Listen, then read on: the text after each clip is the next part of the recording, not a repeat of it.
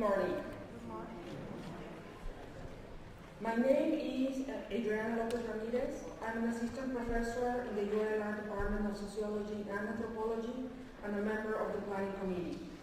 I give you a warm welcome to UALR's 10th annual Racial Attitudes in Pulaski County Conference on behalf of the UALR Institute on Race and Ethnicity and the Conference Planning Committee. We are very excited that you took the time to join us. Mi nombre es Adriana López Ramírez. Soy profesora asistente en el Departamento de Sociología y Antropología de esta universidad y miembro del comité organizador de la conferencia. A nombre del comité organizador y del Instituto de Raza y Etnicidad, les damos la más cordial bienvenida a la 10ª conferencia anual sobre actitudes raciales en el condado de Pulaski y les agradecemos mucho su presencia. Some logistical matters.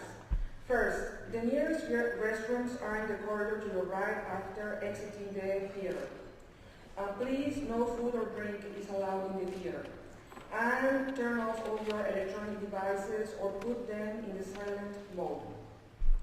I have the distinct honor and pleasure to introduce Ms. Priscilla McChristian, Interim Director of the UALR Institute on Race and Ethnicity. Please welcome Ms. McChristian.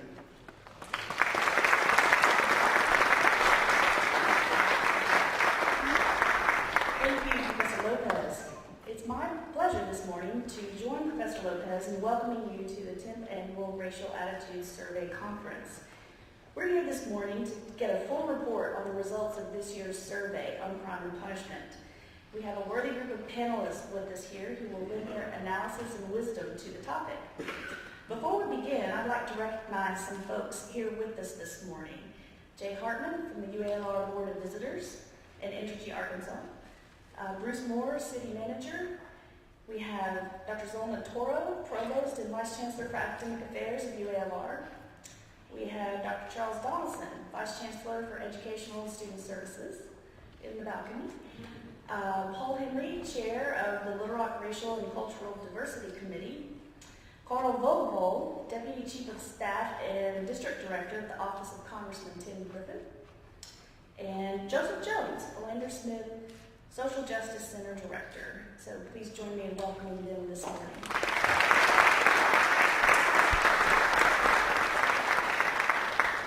For those of you who've been with us all 10 years, and those of you who are with us the first time today, I appreciate your interest in addressing issues of racial and ethnic injustice. Your time here this morning will be well spent. My hope is that you take what you learn here today and use it to make progress toward racial and ethnic justice in your own work, in education, in civic participation and leadership, in ministries and in business. If you are a UALR public radio listener, and I hope you are, you have heard Institute of Government Director Hunter Bacoe talk about the progress our community has made in the areas of trust and race relations and integration in Pulaski County. But at the same time, in 2013, 1/3 of African Americans report experiencing some form of discrimination in our community. We still have a great deal of work to do. You also have no doubt heard from some in recent weeks that race is no longer a problem for Arkansas, that race should not matter when dealing with major issues like public schools, criminal justice, or voter participation.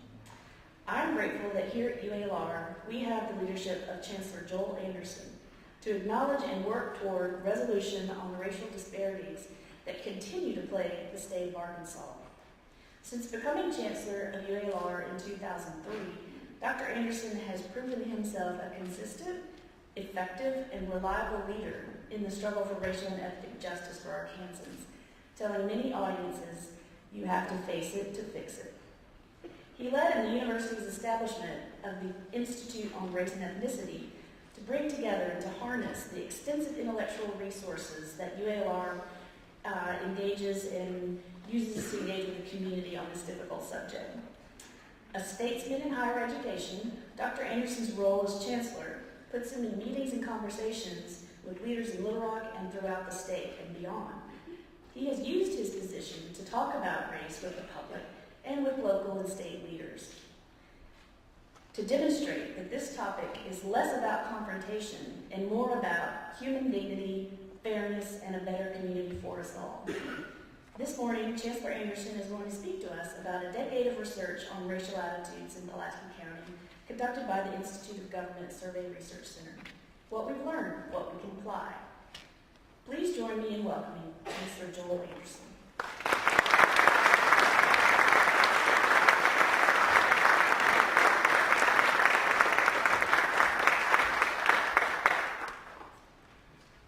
Thank you very much, Priscilla.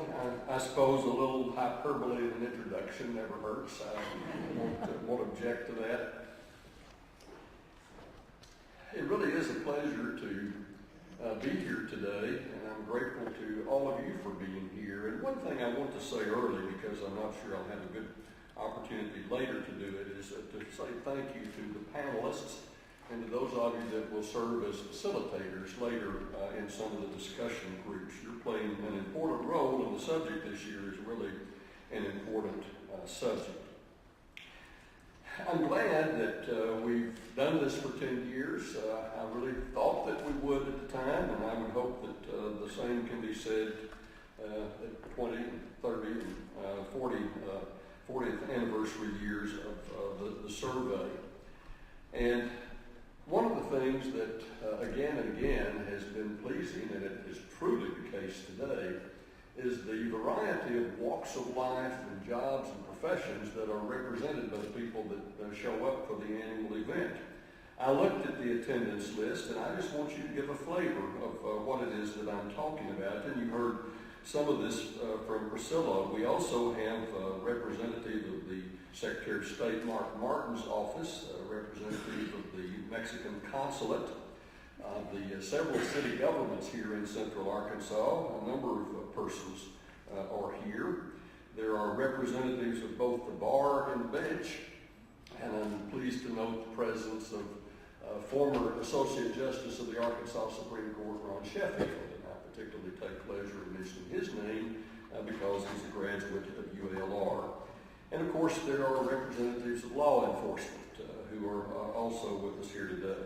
Then people representing churches, neighborhood associations, banks, medical and healthcare providers, human service providers, nonprofits, hospitals, activists, journalists, business people, other media people, social workers, educators, representatives of a number of colleges in the area. And then also, I must say that there are good representation of vice chancellors and deans and department chairs and faculty and staff and students here from UALR. So a special thank you to you for your presence. I'm amazed at how quickly the 10 years have passed. That's probably a pretty common experience for most of us in our lives as we look back. I can certainly look back over the 10 years since the first of these and be a bit nostalgic. Certainly a lot of good things have happened in the decade. We've had many new faculty come, for instance, and at the same time many dear senior colleagues have left the university either through retirement or death or other circumstances. In the decade, thousands of students have entered UALR, completed their studies, and graduated, and they are now out established with their families and their careers. And thinking about that tells me that much good has occurred in the decade. And certainly if you were just an occasional visitor of campus, you could, I think, not help but notice that the face of the campus has changed just from a physical standpoint, from a facility standpoint, over that period of time. So time seems to accelerate. It flies by. Now there are contrasts. If I think back over the decade, I estimate that during that period of time, I've attended approximately 50 faculty senate meetings. And those meetings have been interludes during the decade when the clock moved very slowly. And in fact, after one of those meetings, one of our physics professors claimed that on his watch he had actually recorded retrograde motion. So most things may seem to have accelerated, but not everything. And the faculty here know that I'm just kidding. I know I love them, and that those meetings are usually both significant and interesting. But it was a very short time ago. It seems like maybe only the day before yesterday that we held the first of these annual meetings after the first annual survey had been conducted by the researchers in our UALR Institute of Government. That's something that has been repeated every year since then. So it's the 10th. It seems to me that it does call for some reflection, some recollection. In my keynote speech that year, which was held in just one section of the large room over in the Donahue Student Center that now is Ledbetter Assembly Hall, the title of my speech was, "You have to face it to fix it."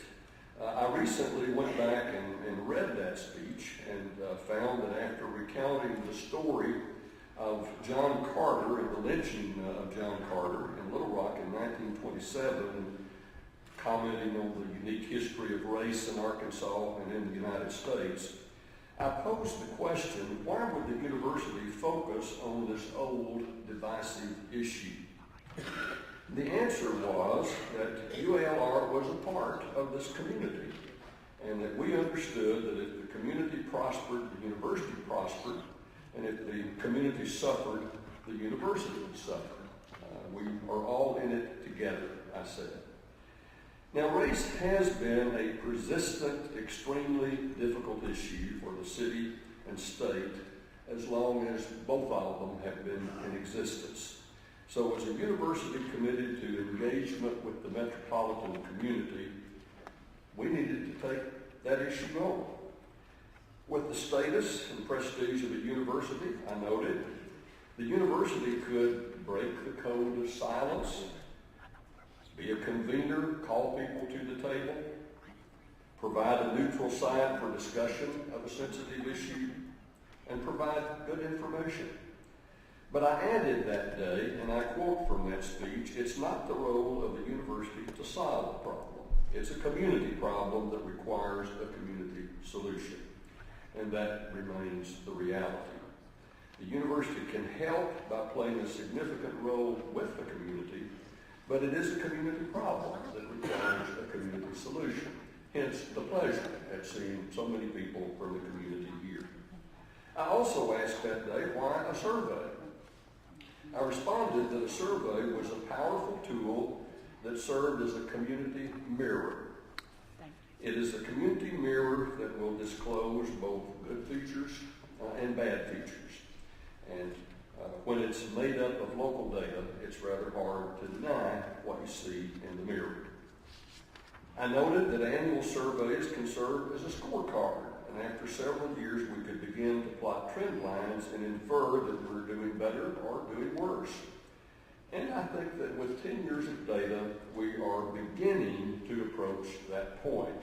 Although let me say that 10 years may sound like a lot, but for the issues we're addressing, I would say that we've just now gotten to the point that we've begun to have a real baseline for looking at ourselves and our movement.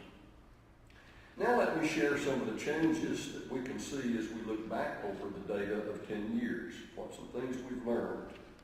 Over the last decade, we have asked certain questions periodically to see if there have been any changes in attitudes. There have been some.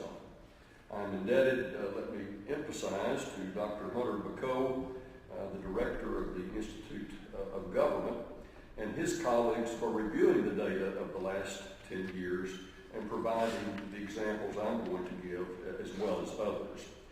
And between the survey years 2006 and 2011, the issue of trust was explored in a question. And the question was, can most other people be trusted? And at the beginning point, at the end point, approximately 56% of whites said most people can be trusted. And among whites, that number has stayed stable. That's stayed essentially constant. There was a change, however, has been a change among blacks. From 18%, one of the places where there's a big disparity in perceptions and reactions, between 18% and 56%.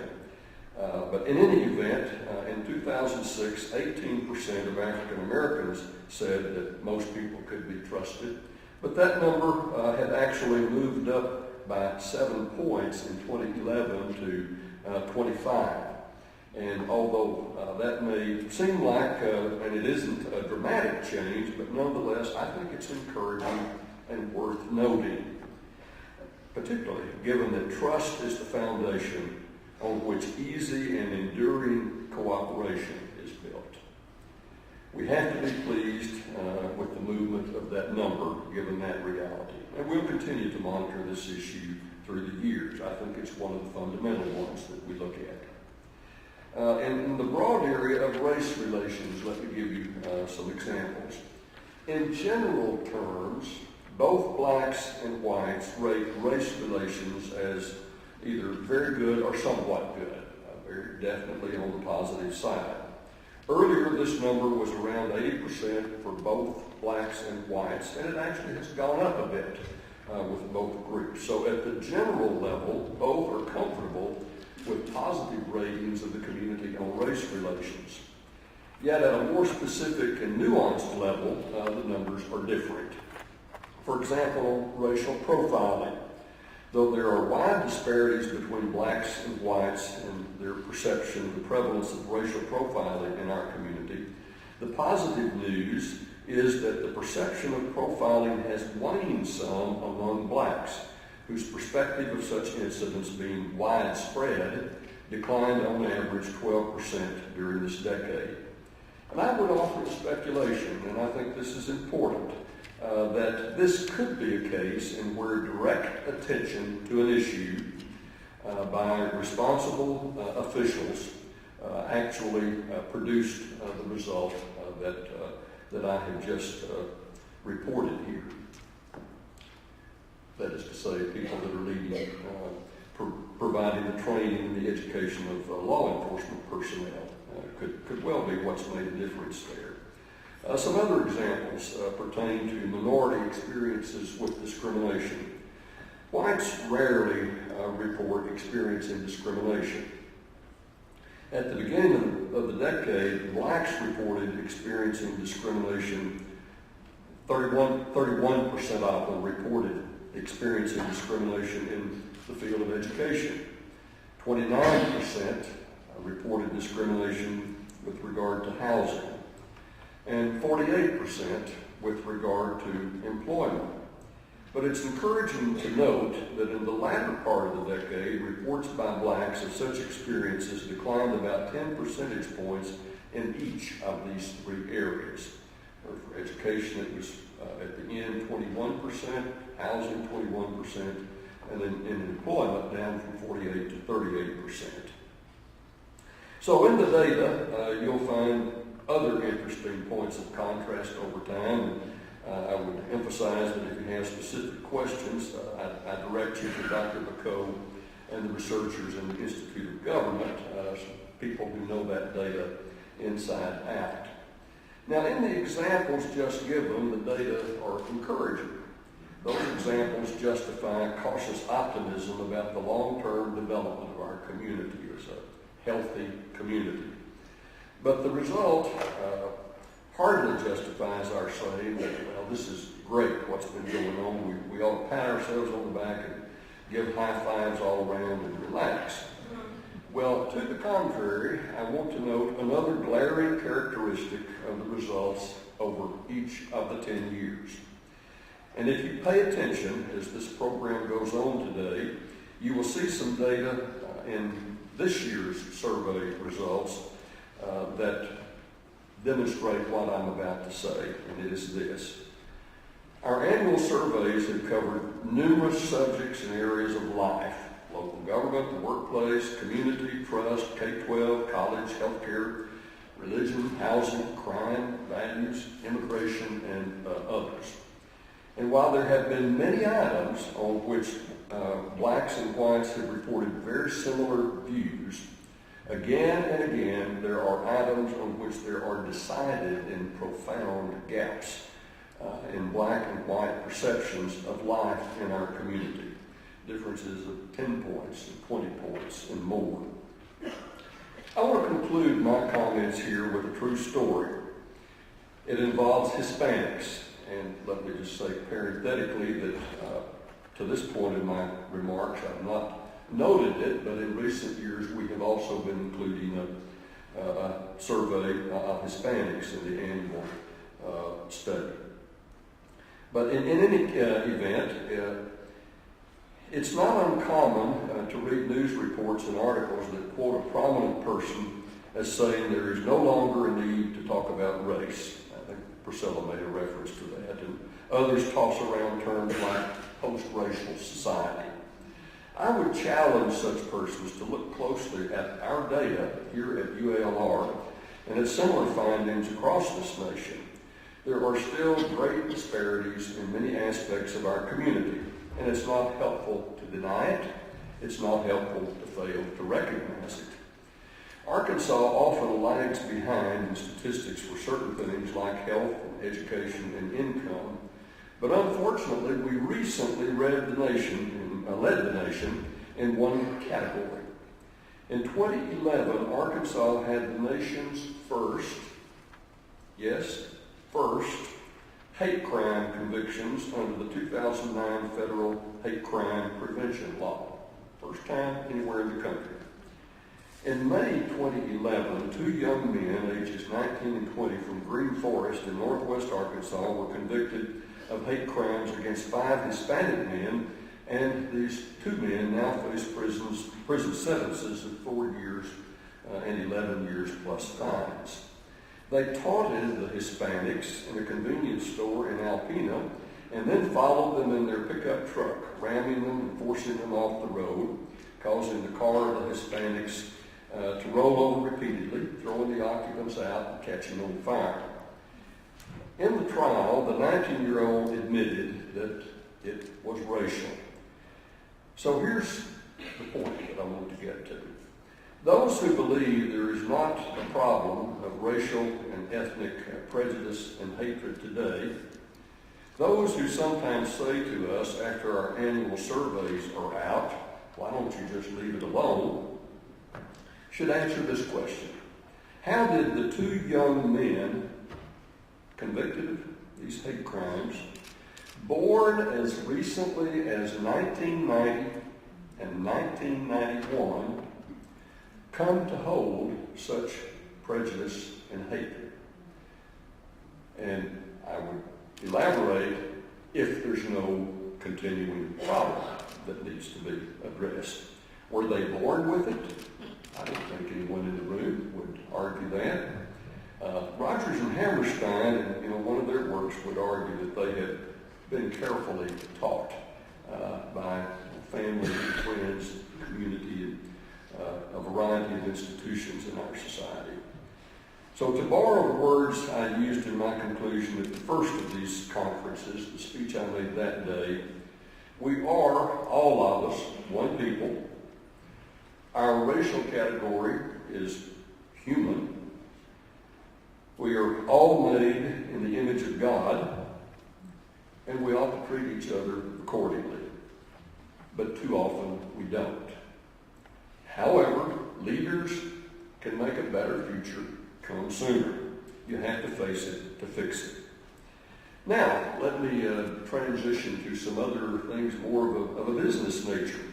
I'm pleased to announce that our colleagues in the Institute of Government and the Institute on Race and Ethnicity have established a website that makes the 10 years of data available to researchers in a searchable format. This new resource for scholars at UALR across Arkansas and throughout the country will go live this afternoon. And here's the address down there at the bottom of the screen. We've always made the data available upon request. Creating a website has made it readily available to researchers. And we want faculty and students and others to be able to study it and sort it in new ways and drill down for even greater understanding of the attitudes of the members of our community. One example, Dr. Jess Porter of our history department is using the data to map the history of changing racial patterns in Little Rock neighborhoods. So it will be possible visually to see the change as the years pass. Dr. J. Barthram Hendricks, that I believe is with us this morning, has used the data in his research as well, and this would be only the beginning of the sorts of things that the data could be used for. Our hope is that the data will become a truly valuable resource to aid our colleagues in-state and out-of-state. And this data and website are made possible by several people. I mentioned Dr. Hunter Bacoe. Incidentally, he's new, been here about a year, a little more, and if the name is not familiar to you, it's B-A-C-O-T, pronounced Bacoe, and he's sitting right there in the second row by Provost Toro. I want to sort of draw a line now with the comments that I've made. That constitutes my keynote speech to you this morning, but I need to make some introductions, and then I'll get off the stage here and we'll move on. First, I want Dr. Roby Robertson to join me up here at the podium.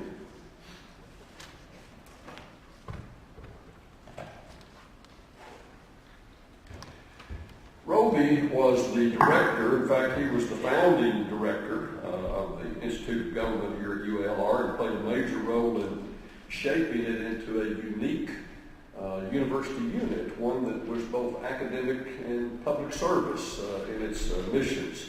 And soon after I became chancellor, I talked to him one day and asked him if the Institute could and would be willing to conduct such a survey every year. And he readily agreed. His colleagues certainly enthusiastically joined. And he's played a leadership role in getting us to where we are today. And it's kind of hard to imagine that we'd be where we are today if it hadn't been for his interest and leadership. So I'm going to present him a plaque, 10th anniversary, in appreciation for outstanding service to the university. Roby Robertson, Director, 1989 to 2011, the Institute of Government for Leadership of Racial Attitudes in Pulaski County Surveys. Roby, thank you much.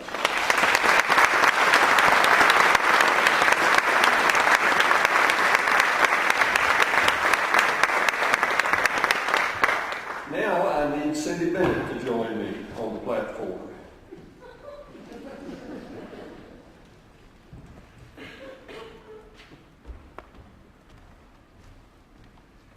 Cindy has been a part of the crew in the Institute of Government during all this period of time, but more to the point, she has been director of the Survey Research Center in the Institute of Government. So she is really the one who has led this project year after year after year. She's been enthusiastic about it. I've appreciated her dedication to it. Anytime I think of Cindy in this role, I recall that back in September 2007, she and I appeared together on the Tavis Smiley Show discussing the results of our work here. But in any event, another one of the essential partners and players in the 10 years of the racial attitude surveys here in Pulaski County. So a big thanks to Cindy.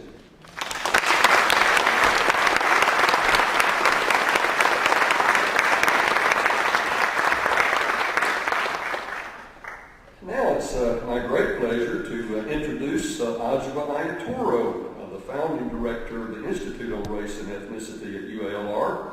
She's helped shape this year's survey and this program. She's now back on the law faculty, but she's continuing to serve as the director of a major institute research project, one that I regard as very significant and important, on the subject of disparities in the Arkansas criminal justice system. So Professor Ayatoro will now give us an overview of this year's survey and lead the panel. So, Professor Ayatoro.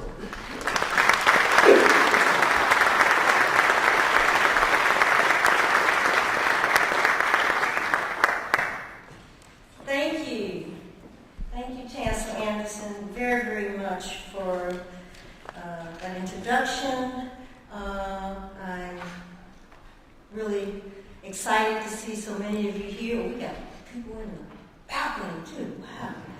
Wow. At this very important, as always, conference.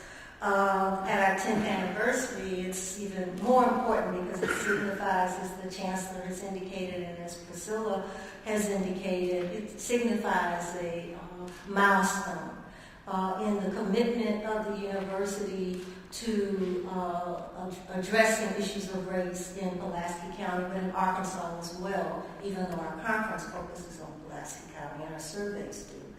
And it also, to me, becomes a landmark of our continuing commitment that this is just marking that 10 years. It's not saying we're wrapped up, let's go, done, we've done our job. We're saying we've done 10 years and we have more to do.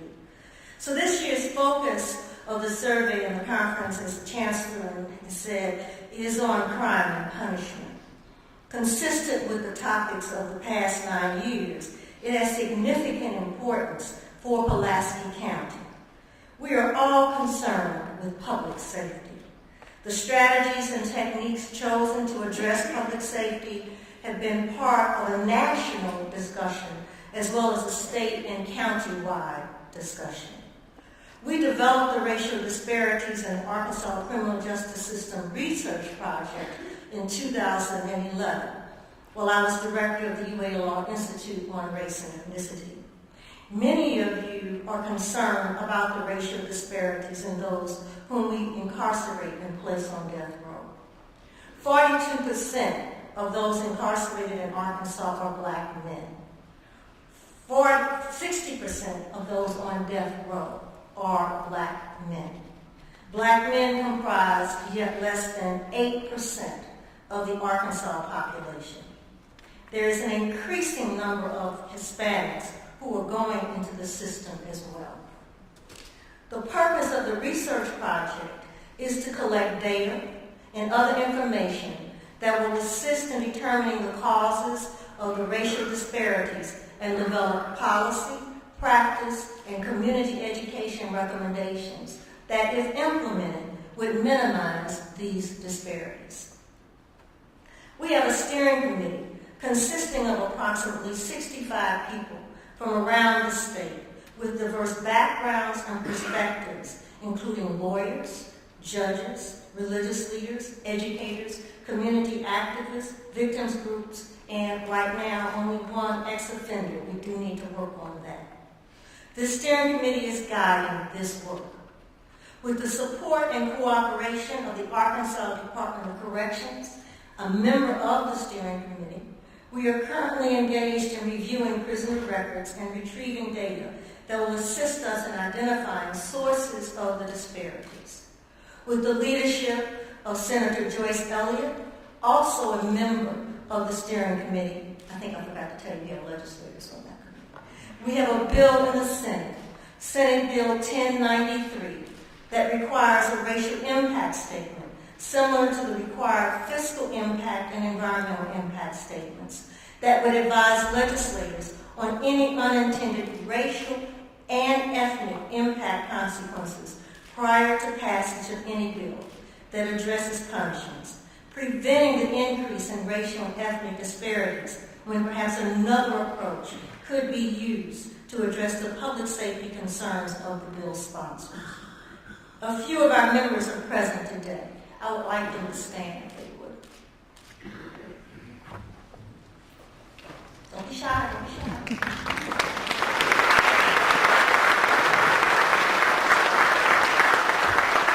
Thank you.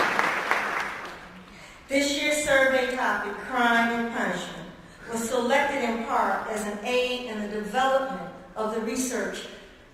Your views and experiences are important to us as we continue this work. UALR has taken all the past 9 survey results seriously, and this survey is no different. Indeed, the results will be integrated into our analysis of the racial disparities and assist us in developing our recommendations for minimizing, if not eliminating, the racial and ethnic disparities.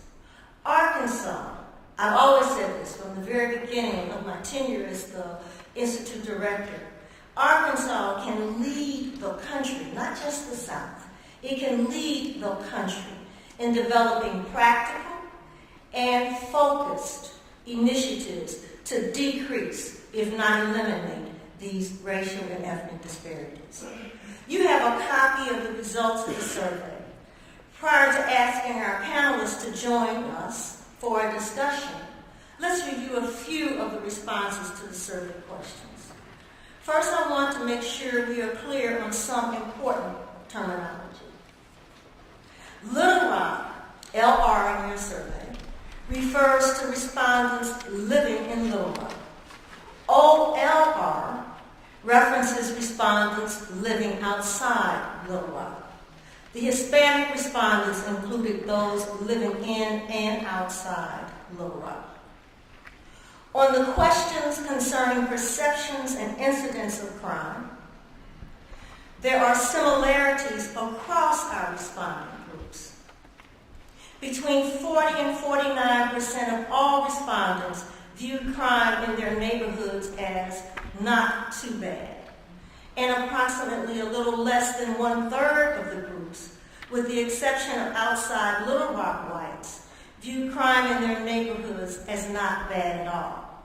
For outside Little Rock whites, this percentage rises to 42%.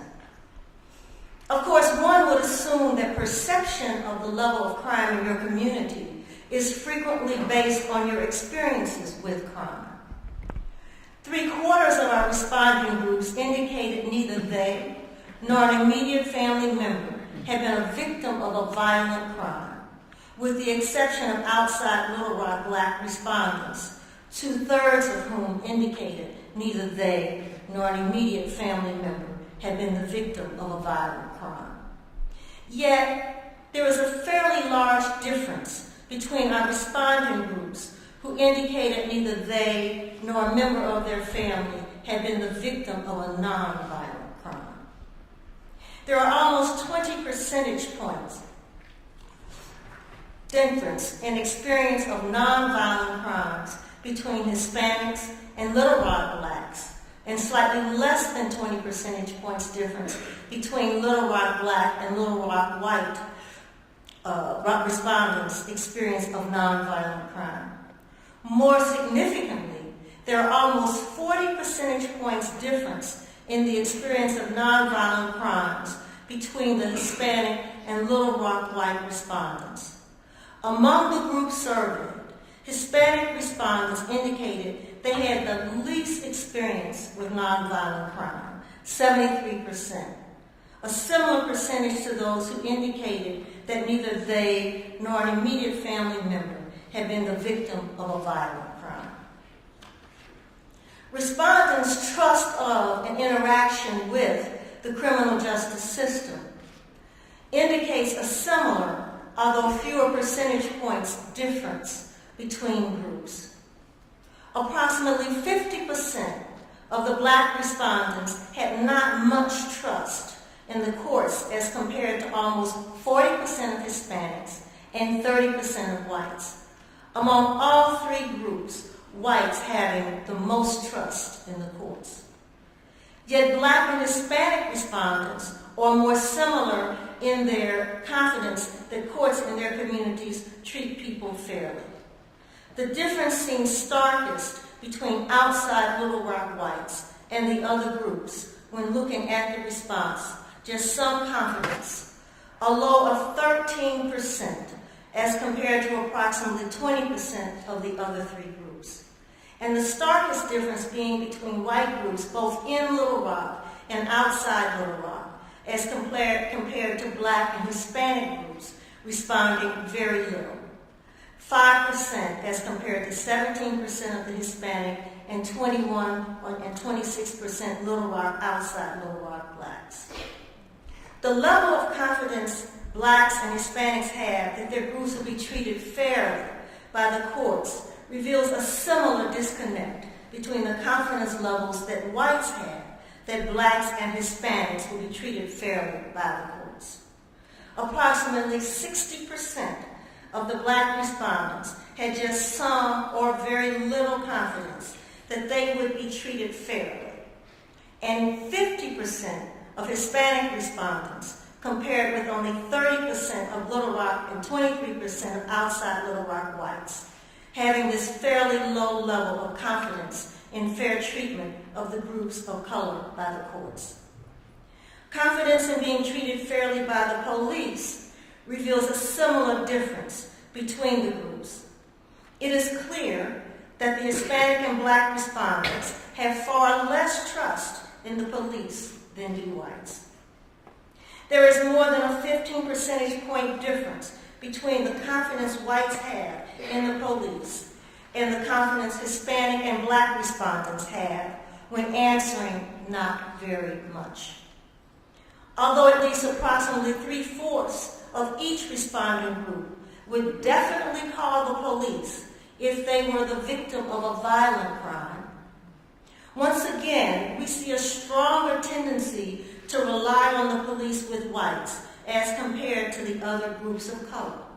90% or more of whites respond they would definitely call the police. When the respondents were asked for a reason they would not call the police, there was once again a spread among groups. However, it seems reflective of prior responses that more than 3/4 of Little Rock Black and Hispanic respondents and approximately 50% of outside Little Rock Blacks answered lack of faith in the police, as compared with only 30% of whites giving this reason. Confidence that the police are doing a good job reveals similarities across groups. Between 37 and 46% of all responding groups had a fair amount of confidence that the police were doing a good job. Once again, however, we see a disconnect between white respondents and the Hispanic and Black respondents, who had very little confidence that the police were doing a good job. Only 5% of Little Rock whites and 1% of outside Little Rock whites said they had very little confidence, as compared to 24% of the Hispanic and between 16 and 19% of Black respondents who responded they had very little confidence. This pattern of difference between the racial ethnic groups continues when we compare the responses to whether the police treat Hispanics or Blacks fairly. Little Rock whites and outside Little Rock whites expressed a great deal of confidence at a much higher rate than did Hispanics and Black respondents, and responded very little at a much lower rate. Finally, we see important similarities in how the racial and ethnic groups view sentencing and the treatment of certain crimes. Approximately 50% of Blacks and Hispanics indicated the purpose of prison should be rehabilitation, and more than 50% of Blacks and Little Rock whites and 40% of Hispanics and outside Little Rock whites agreed that drug use, that is often implicated in many of those cases where people commit crimes, should be treated as a disease. So our survey shows, as the Chancellor had indicated, that there are some areas in which we are coming together, but there are also a number of areas in which we still see significant changes or significant differences in attitudes towards crime and punishment among our three groups that we surveyed: whites, outside in Little Rock whites, Blacks, outside in Little Rock Blacks, and Hispanics. I'd like to now call forth our panelists who will participate in leading us in a discussion around and about some of this data. And then we'll open it up for questions and comments from you, the audience. I would like to first call Mr. Charles Chastain. He is a UALR Professor Emeritus of Criminal Justice, and you have his bio in your program, so I don't need to read it. Next, don't you hate that when people just read what's in the program? I'm sorry. Next, we have Ms. Lita Anthony. She's Director of the Lewis Burnett Employment Finders. We have Judge Ali Neal, who is a retired judge. He emphasizes retired. He's called into duty every once in a while, who has served the state of Arkansas well in his capacity of judge for a number of years. We have Mr. Eric Higgins, who is the Assistant Chief of Police for the Little Rock Police Department. And last but not least, I can claim him as one of my students, Attorney Robert Tellez, founding partner in Monterey and Tellez Law Firm. Let's welcome our panelists.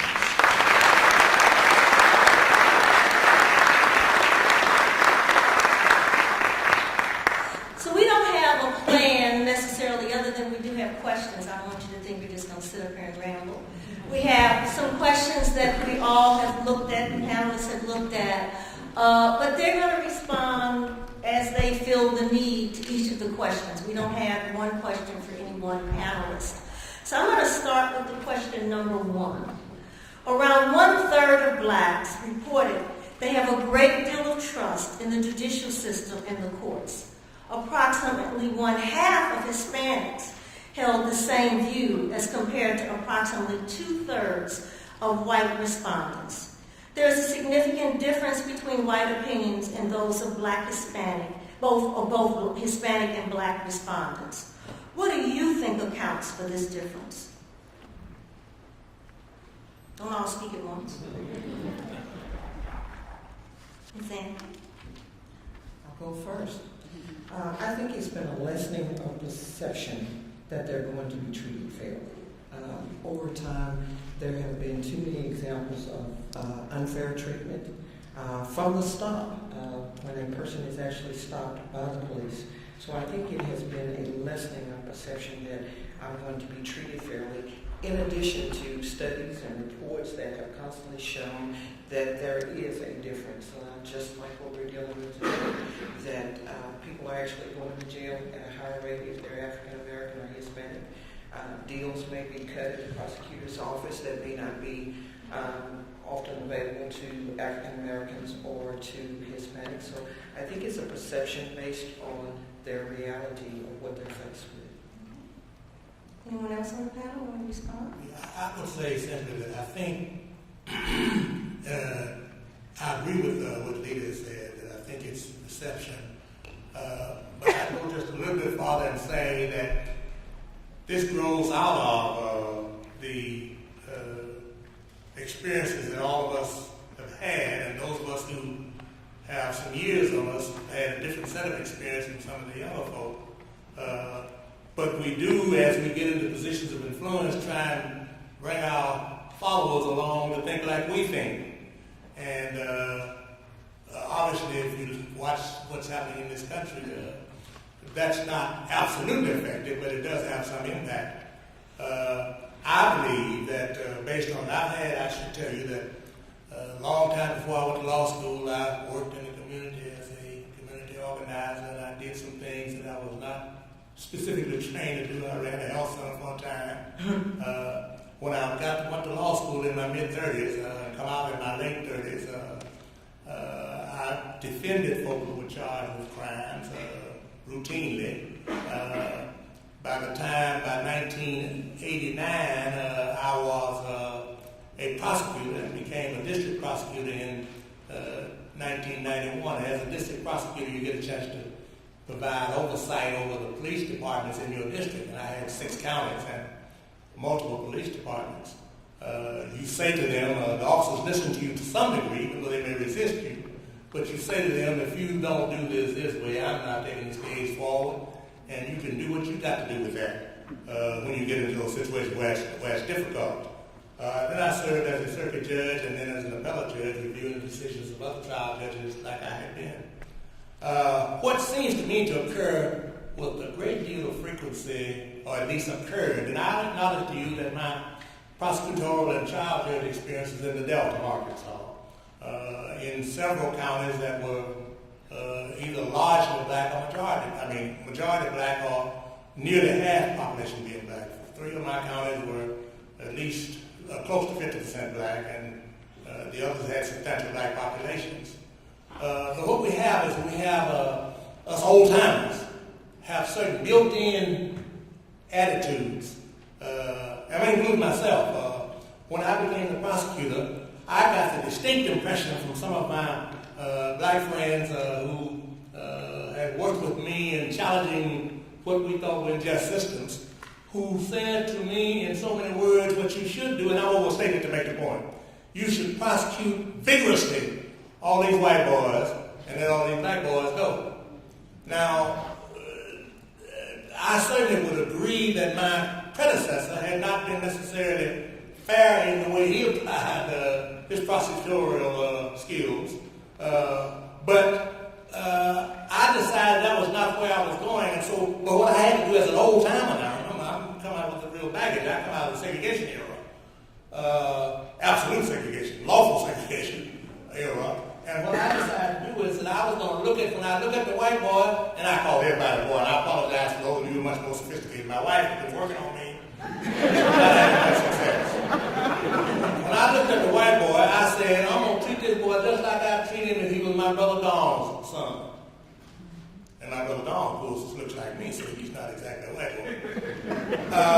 I don't know if, my experience has been that even the white boys, and I'm talking about white boys my age now, who come out of the same era I come out of, if you could find a way to make them be conscious out of what we saw instead of people who don't see race, don't know it's there. That's unreal. But in any case, what I'm saying is I think we've got to keep working. I don't want to talk about us. I think things are improving, but I don't want us to talk about slowing down on our aggressive push to make it as it ought to be. But clearly it seems to me that the thought that we used to have that when you see a black boy, if you're white, you see a black boy, he has his pants a little low, he's dangerous, and so you need to aggressively investigate him.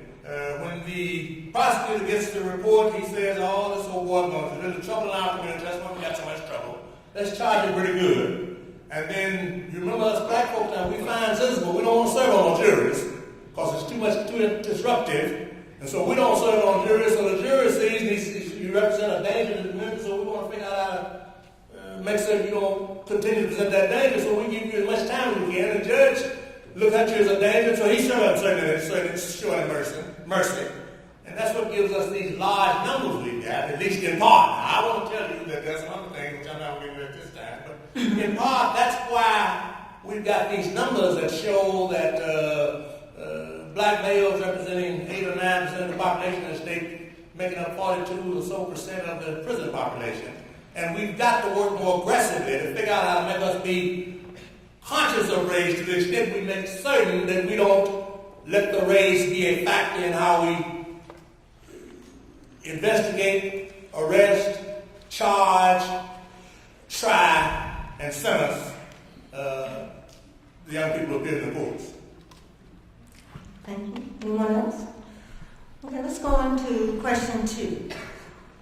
Whites seem to trust the police significantly more than black and Hispanic respondents.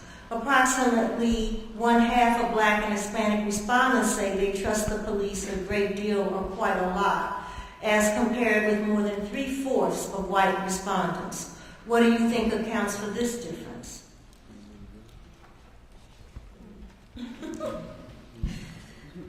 I guess police will speak up. Okay. You know, I think what has been said is kind of touches on this. There's a lot of history. You know, we can't ignore the fact that we look at law enforcement, or how history has looked at law enforcement, how black communities look at law enforcement. Is it something that's there for them, or is it something that works against them? And as the judge mentioned, if you look back in the past, if you look at Jim Crow laws or during the Civil Rights era, what was the role of law enforcement? How were we policing during those times? And if you look at how we policed in 1940s or the 1950s, and you, as an officer, you worked for 20 years, and there's new officers coming on in the 1960s. How do you learn to be a police officer? By working with other law enforcement officers. So there's a legacy, there's a tradition that's passed on how you police a people. And I think that part of it is it passes on from generation to generation. And as the profession, the law enforcement profession tries to become more sensitive to how we treat each other, we try to remove that legacy or turn the ship, as I like to say. And we're in the process of doing that. But I think you still have that history, and that's going to be passed on. Then you have personal experience. There's misunderstandings. Can we say that there's no racial profiling? Of course there is. It's a reality. Do law enforcement agencies work against that? I'd say we all try to work against it. How is it identified? It's through the public coming to us and identifying problems, complaining on the police. And we investigate and we try to remove those officers who don't fit the mold that we want. But it's changing how we police, and I think we're working toward that. There's also a media perception. If you look at the media, and even the what we say good cop shows, if you look at them and you see the practices of the police, sometimes they show police doing things that aren't quite legal. But we make the arrest. And we celebrate that in the shows. But that's not right. And when you go back and think about, well, will they treat me that way? Will they bend the law to get me? I think that affects how we perceive police also. I think a lot is reality of how we do police. And we have to continue to be conscious of that. We deal with the history. We deal with the perception people have because of their personal experience, either where the police were wrong or where they didn't understand what we were doing and why we were doing it. And the media perception. I think what's also missing is the community-based conversation pertaining to the police. We've kind of gotten disoriented in our organized manner. When we dealt with issues of officer promotion that came out of the community, of African Americans moving up in position, even led to an African American finally becoming chief of police in the Little Rock area. So I think what's missing is community-based organizations also being involved in the discussion on a regular basis. At the time when Ron Lanu led NCCJ, the old organization, we dealt with a police and youth live-in, which now has come back because of the need to change the perception to our youth that the police are there to also preserve your rights and to give you fair treatment. But the other fallacy of that is that when issues or programs are cut, it's usually those issues that make the improvement in our community, they're the first to hit the cutting board. So I think that as a community, we also have a responsibility to start raising those issues in a constructive manner, not pointing blame, but calling it what it is. We often say this is the problem. Where we get disconnected is when we start looking at solutions, where the solutions are going to be implemented, and who is going to be impacted by the solutions. Mm-hmm. So I think that we've got to get back into the community-based discussions because we do know how to solve problems. Attorney Jones? Well, in our practice, we primarily work with the Latino community, and my primary practice area is criminal defense, traffic defense, criminal defense. And we do a lot of deportation defense as well. When you're dealing with the community we deal with, which a lot of them are first generation or second generation Latinos, a lot of them are Mexican, trust is a huge issue. And I think a lot of it comes down to status, legal status, and a lot of them don't have legal status, but they hope to. Or if they're second, third generation, they may have legal status, but maybe their grandparents didn't or their grandparents didn't. And so for the community we serve, trust is such a big issue, and without having that legal status, it makes one not safe. It makes someone live in the shadows. And so as the immigration reform conversation continues to progress in our country, as much as we can do to bring these people out of the shadows and let them know that they have a place here and that they're at home, I think that will do a lot to help the trust issue. So many Latinos don't want to go to court. They call us. They didn't want to go to court for a minor traffic offense. They're afraid they're going to get ICE or something will be there. And there's a lot of lies told within the community to instill fear and to prevent them being players and participants in the criminal justice system. I'm in criminal court every day, and if you look in, especially in circuit court, if you look at who's in those jury boxes as detained accused, it's usually blacks and a few Latinos or poor whites. And so there's a lot of other socioeconomic issues and things that we can talk about later, but with the community we serve, so much of it comes to status and feeling that they have a home here, that they're safe, and the majority do not. And so I think that leads to a lot of these issues with trust with law enforcement. Mr. Chancellor? One thing I would add there, I think age is an issue here. We know that the best rehabilitative tool there is get a person older than 45 years. And most of the trouble that people have with the criminal justice system is with youths. Doesn't it seem to you that every time you watch the television or read the paper, some black youths did such and such? They're always 5'10" and 150 and wearing a black shirt, And the fact of the matter is that I think that the average age of white people is simply older in Pulaski County than it would be the case of the blacks or Hispanics. After a while, you just would get tired of doing the kinds of things. I mean, it takes a certain amount of physical skill to rob places and run away from the police and so on. And I think that those younger persons actually cause the police to have more problems from their point of view than an older person would. Remember Rodney King's big thing was he ran from the police, and it's something about disrespecting authority there that caused that to be.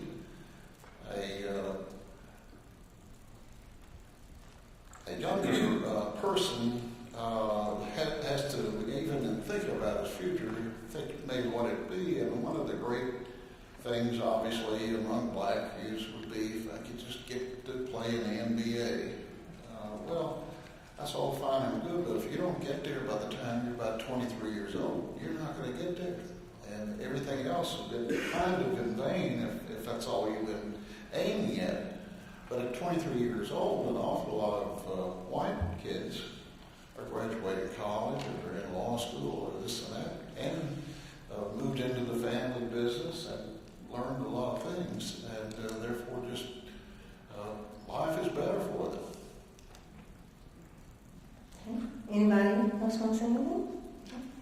And part of what I think Mr. Chastain is talking about is something that we're looking at in the Institute, or we'll continue to look at in the Institute, which is the issue of structural racism, which cuts across many areas. So that when you think about the difference in the advantages or the ways in which the opportunities that white youth have as compared to Latino or black youth, part of that is also part of the issue of structural racism that we've been looking at and will continue to look at as we embark upon a new leadership that we're in the process of hiring now for research studies in addition to simply the criminal justice system. So let's look at another question that question 4 I'm going to.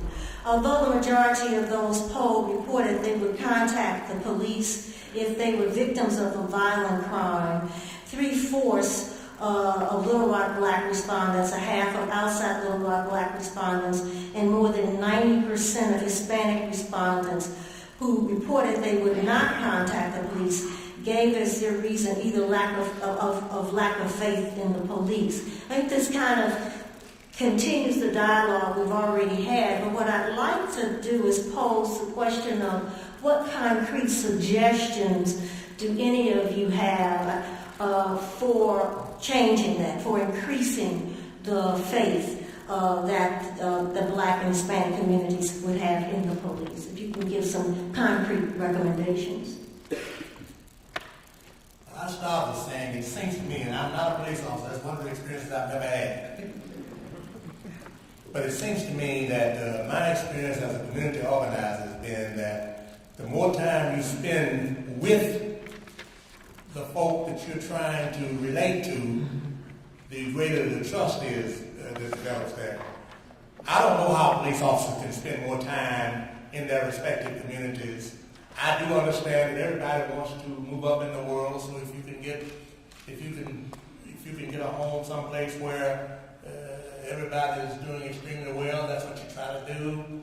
But it seems to me that there has to be some kind of mechanism. I always liked the idea of the police officers being on bicycles in the warmer season, because you drive by your house, you wave at them, and sometimes they holler back at you, and you say, well, this is a real, you come to know it's a real human being. Us old timers, it's easy for me to figure that out. I listen to Dr. Chastain is right about this age thing. A lot of things is easier for me to figure out now than it was for me to figure out about 40 years ago. But it seems to me that's a big thing. We've got to find a way to get the police closer to the folk that they are trying to police, if you will, so that there's a level of confidence that says, I'm going to call the police. I know that in my neighborhood, I've got a house here in Little Rock, and in my neighborhood, there are a couple of officers that my wife went to school with. My wife was in school back in high school in the early 70s, late 60s. And so she always feels comfortable when she sees one of them. I remember, and so there's no question about whether she thought, when her aunt one time was in a car accident, whether she thought the police officer was treating her aunt fairly, because it was somebody she knew very well. And so I don't know how you do that, but that seems to me to be one of the large measures of making folk relate better. If you've got as I said, my organizing experience, when I had to try to figure out how to exercise leadership responsibility, it came in the main because, well, I know all that little boy all right. Anybody else?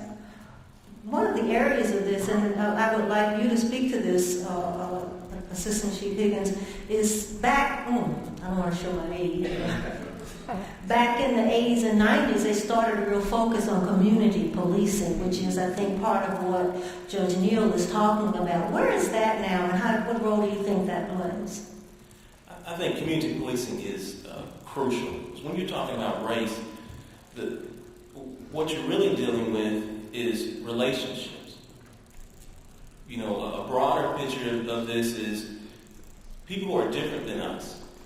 If you don't have a personal relationship with someone who doesn't look like you, then you tend to have preconceived ideas about them. Once you develop a relationship with them, then you can see them as has been said, as a part of the human race. Now, related to police, we've got to be back in the community. It was said that when you have budget cuts, that those prevention programs are one of the first ones that go, because we have to respond for calls for services. When you dial 911, we have to be there. So unfortunately, through the years, we've had to cut back on community programs. But thanks to the citizens of Little Rock, we had a tax pass, and we're hiring more police. And by doing that, we're able to get back into the community.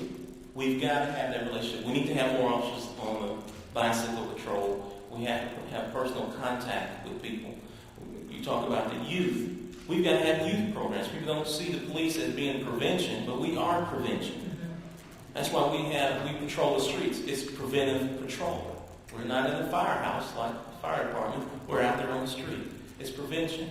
And we've got to have programs for kids, and we've done that. And we have Our Kids program, which targets African-American male youth in middle schools and high school.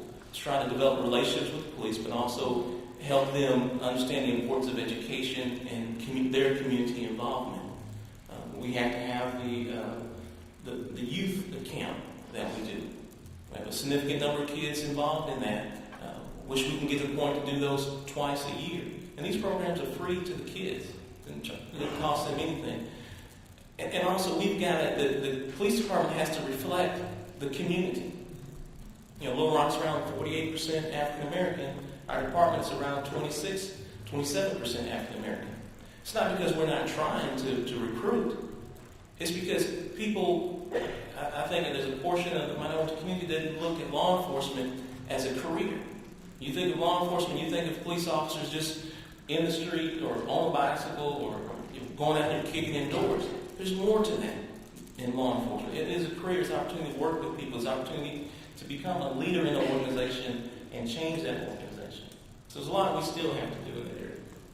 Mr. Chester? I think a fundamental thing to follow up on the last two is dehumanization is the key, I think, to lack of trust. All of us can tell if someone respects us.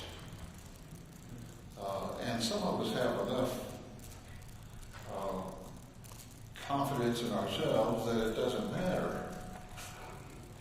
But if you're generally looked down upon because of whatever reason, then you got your tentacles out, as it were, and you're going to notice things more. We I do, to teach the prisoners when we go talk to them that when you committed your crime, you dehumanized your victim. In other words, you wouldn't do this to your mother, and you wouldn't do this to your best friend. There are a few exceptions, I think, where someone's high on drugs, but otherwise, that matters. How you know that person, how well you know them, and what you think of them as being a well-rounded individual, and this kind of thing. So in return, society turns around and says, let's dehumanize you. And the result is that we warehouse people through the courts, through the police, through the courts, through correction, and we draw these clear lines. And let me mention a thing. I don't know where it's going to fit into all this, but Pulaski County, the last I knew, sends about 1/4 of all people to the state prison. Pulaski County gets about 1/3 of all people who come out of the state prison. So we're trading 1/4 for 1/3, and that I think has some impact on things for just a lot of reasons. At any rate, we need to work on both sides, I think, but you're asking practical things. I think that the police can do better things with their training academies. We send people to the training academies, and they run through boot camp, is what it amounts to. I mean, they run them hard out here, and they do all these push-ups and everything, and you have to be able to push a car and this and that. Once you're out, we don't ever check you again. You can see a lot of police officers around you that they probably have a heart attack.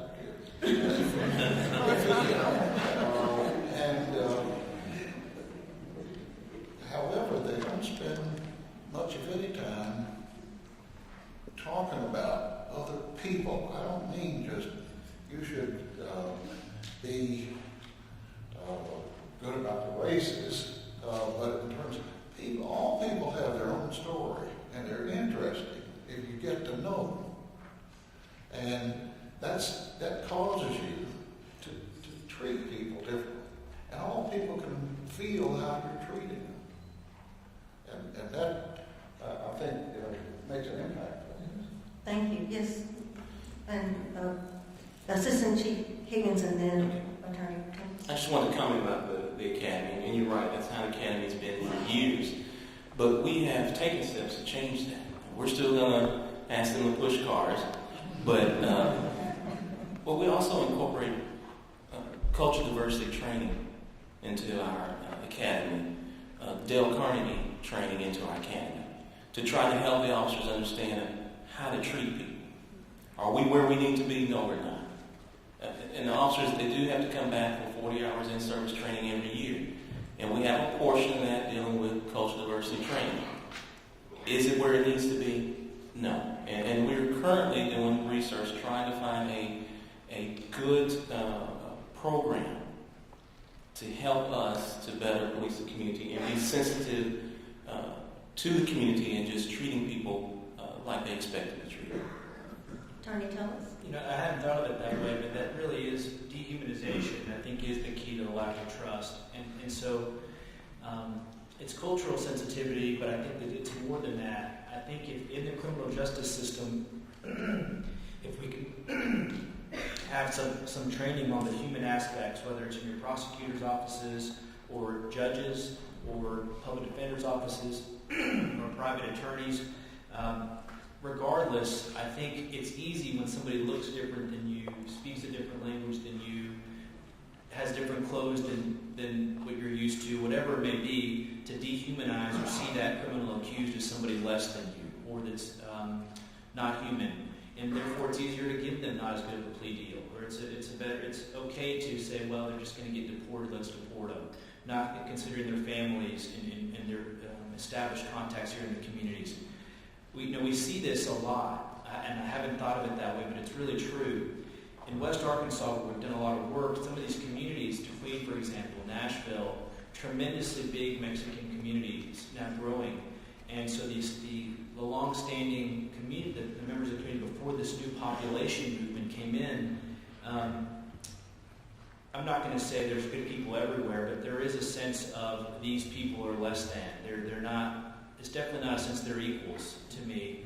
And so I think if you can train or have some of these, having these discussions, make that conscious that we all are players in this system, and even though justice is the number one goal, but when we're trying to execute justice, treating everybody equal because we're all humans would be an outstanding first step. And I don't think there's a lot of that you hear in the criminal justice system.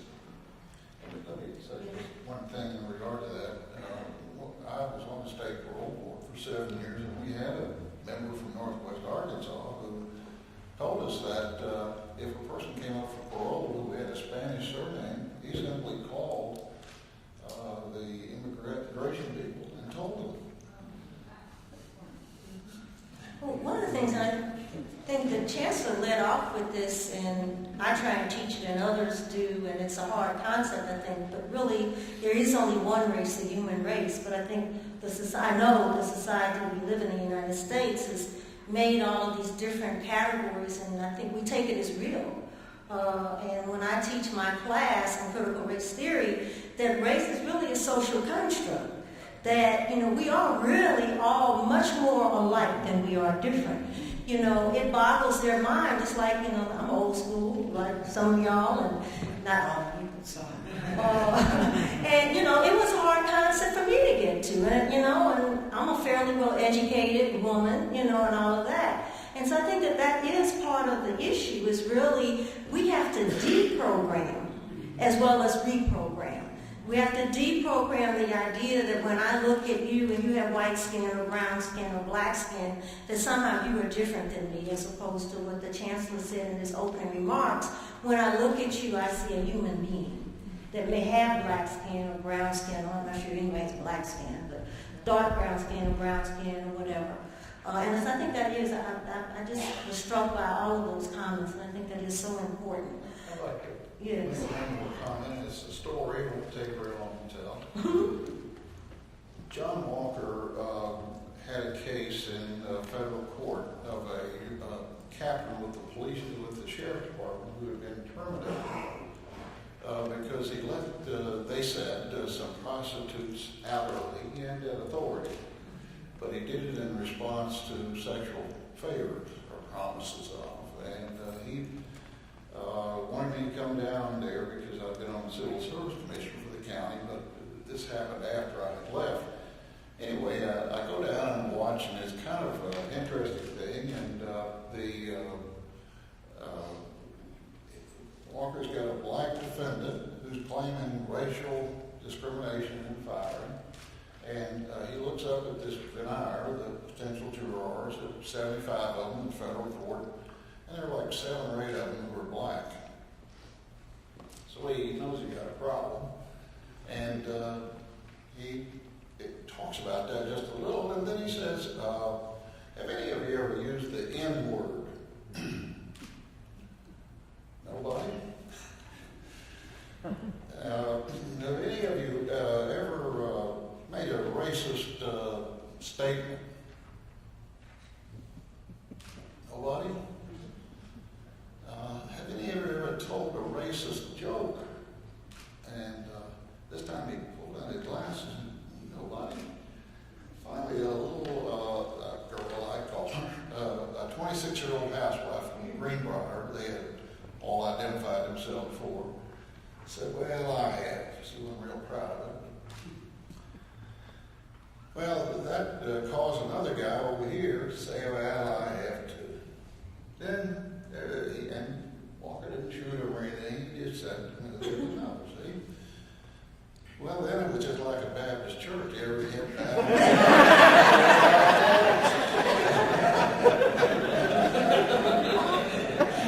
And he said, we all have, haven't we? And they said, Now, why did we? Because we didn't know any better, right? Well, we know better now, don't we? And they were shaking their heads, yes, and you got them. The county, by the way, settled that case for about $250,000 without going to a jury. So, although the majority of people reported, I'm looking at question 6 for the panelists, although the majority of people reported neither they nor an immediate family member had been arrested in the past 5 years, a little more than 1/5 of the black respondents and 1/5 of the Hispanic respondents reported either they or a family member had been arrested in the past 5 years. This compares with approximately 1/10 of white respondents. What, in your opinion, accounts for this disparity? And I'm going to ask a compound question. I'm not supposed to ask. I'm going to ask him. And then what role do you think stereotypes play in creating this disparity, if any role?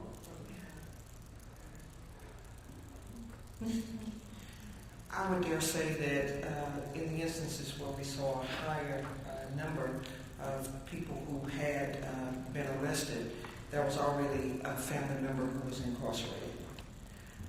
It seems to be a mechanism that once the family is engaged in some type of criminal activity, it kind of filters throughout the household. And I think that's why the whole issue of restoration is so important for our community, because it does stabilize families and it does stabilize our community when people are really restored once they have committed a crime and they're given a second chance. But again, it goes back to the perception of what I have to do in order to survive. It goes as far as even the economic impact that it has on a family when a parent is being incarcerated. And there's a belief that I'm now the head of the household for a male child who has now the responsibility of making sure that that family does eat and the bills are paid. So I would dare say when we look at the continuum of who's being incarcerated, there's a family or a parent who has previously been incarcerated. Anybody else? You know, I think that when you look at arrests, you also have to look at their economic background. You know, what area they're arrested from. You know, where the police, is this an area where there's an increased police presence? And if we're present, are we seeing violations that we normally would not see? Are there issues of taking action when we normally wouldn't take actions because we're present there? How much of it is an officer's perception? Where does that play that role into those arrests? So many factors that come into play to look at those arrests. I'd be interested to see the individuals that were arrested or had family members arrested. Where were they from? Were they transported back to Little Rock, as Dr. Chesney mentioned, you have a significant number of people who are paroled into the Little Rock area. I think it's anywhere from 150 to 170 individuals paroled into Little Rock every month. How does that impact their family and that those instances of arrest? Yes, Attorney Jones. I think part of it, excuse me, with the Hispanic community, especially those that are here as migrants, or some of it's cultural. I don't think one culture is necessarily more prone to crime. I know that we do a lot of alcohol-related offenses, whether it be DWIs or domestic violence. There's definitely cultural issues that we see in terms of people here from other countries and cockfighting. We've had cockfighting issues where in Mexico or Latin America it's more common to do those types of things. So I think there's cultural issues, and all this should be held to the same standards that it is the American legal system. I think knowing that there's a difference in culture is important. In terms of those that are here, our clients that are either white or black or Hispanic, have been here longer. I'll never forget Judge Humphreys was speaking at some point. He was a circuit judge here in Pulaski County, and he said that when he was growing up in his family, black family, there was always a belief that he would be okay. There would be enough, through hard work, through study, there'd be food on the table, and there would be opportunities. I think a lot of people don't feel that way. And so I don't know what the answer to that is, but if we can let humans know, people here in Pulaski and the state know that they're going to be okay, that there is opportunities, that there are people out there like them that have been where they are and that are there to support them, I think that goes a long way to diminishing some of those crimes which come out of survival. At least they think that's what they need to do to survive, even though I believe that's not true. Well, so a lot of times, someone mentioned, a couple of you mentioned issues around the TV and all of that, and how it dramatizes perhaps or promotes the view of criminal conduct that many of people in our communities may have. And one of the things that they do in some of the programs, I don't look at these programs, but I'm just by the way saying them, that they talk about gangs. And a lot of that is highlighted. So in the area of gangs on our survey, the majority of those surveyed appear to share a common belief that the police officers in their community do a good job dealing with gangs. However, for the black respondents, this was a small majority, slightly more than one half. What experience have you had dealing with gangs, and do you feel more needs and could be done? Well, very briefly, I had one of the things that I saw when I was a prosecuting attorney and when I was a circuit judge. From time to time, I would have contact with individuals who were involved in gang type activity. And for those who were not the hardcore, the absolute leadership, I found that if they were convinced, if you were convinced that you were treating them fairly and trying to get them on the right track, and even though you sent them to the penitentiary, they would be responsive and actually show some signs. Maybe it was some game too, but some signs of being grateful. I have had people who come to me that I don't remember them at all, and somebody reminded me that I need to be careful because some of these little boys might still be mad, but I had people come to me and say, you sent me down back in 1994. He said, but you sure did try beforehand and keep me going. And I just was hell-bent on doing what I wanted to do at that time. Now, to me, that means that said to me, that's helped me in my comfort zone, because it said that while I was not going to, as a prosecutor, not going to let folk just destroy the community if I could help it, that there needs to be a feeling of fairness about the thing. So I think that we ought to be able to deal with the folk who are around the edges and get them out. My wife is the dean over at Shorter College, a little junior college over in North Little Rock, and they had a young man the other week that registered in Charlotte College this January, and he was running, trying to get away from his gang, and they ended up having to arrange to put him in some places. But what seems to me might have been useful if they could have also got him to move to, he's about 22 or 23, to move to a notion that he could trust the police, do something. Now, police have to be at least somewhat reasonable. That is, you can't make a police snitch out the man the day he walks and says, "Hi, my name is Sam." But at some point, it might be helpful to you. Anyone else? I think you wanted to say something, Assistant Chief? You know, we have to look at why are kids in gangs. It's not just kids anymore. They're adults that are still involved in gang activity. Why do they go there?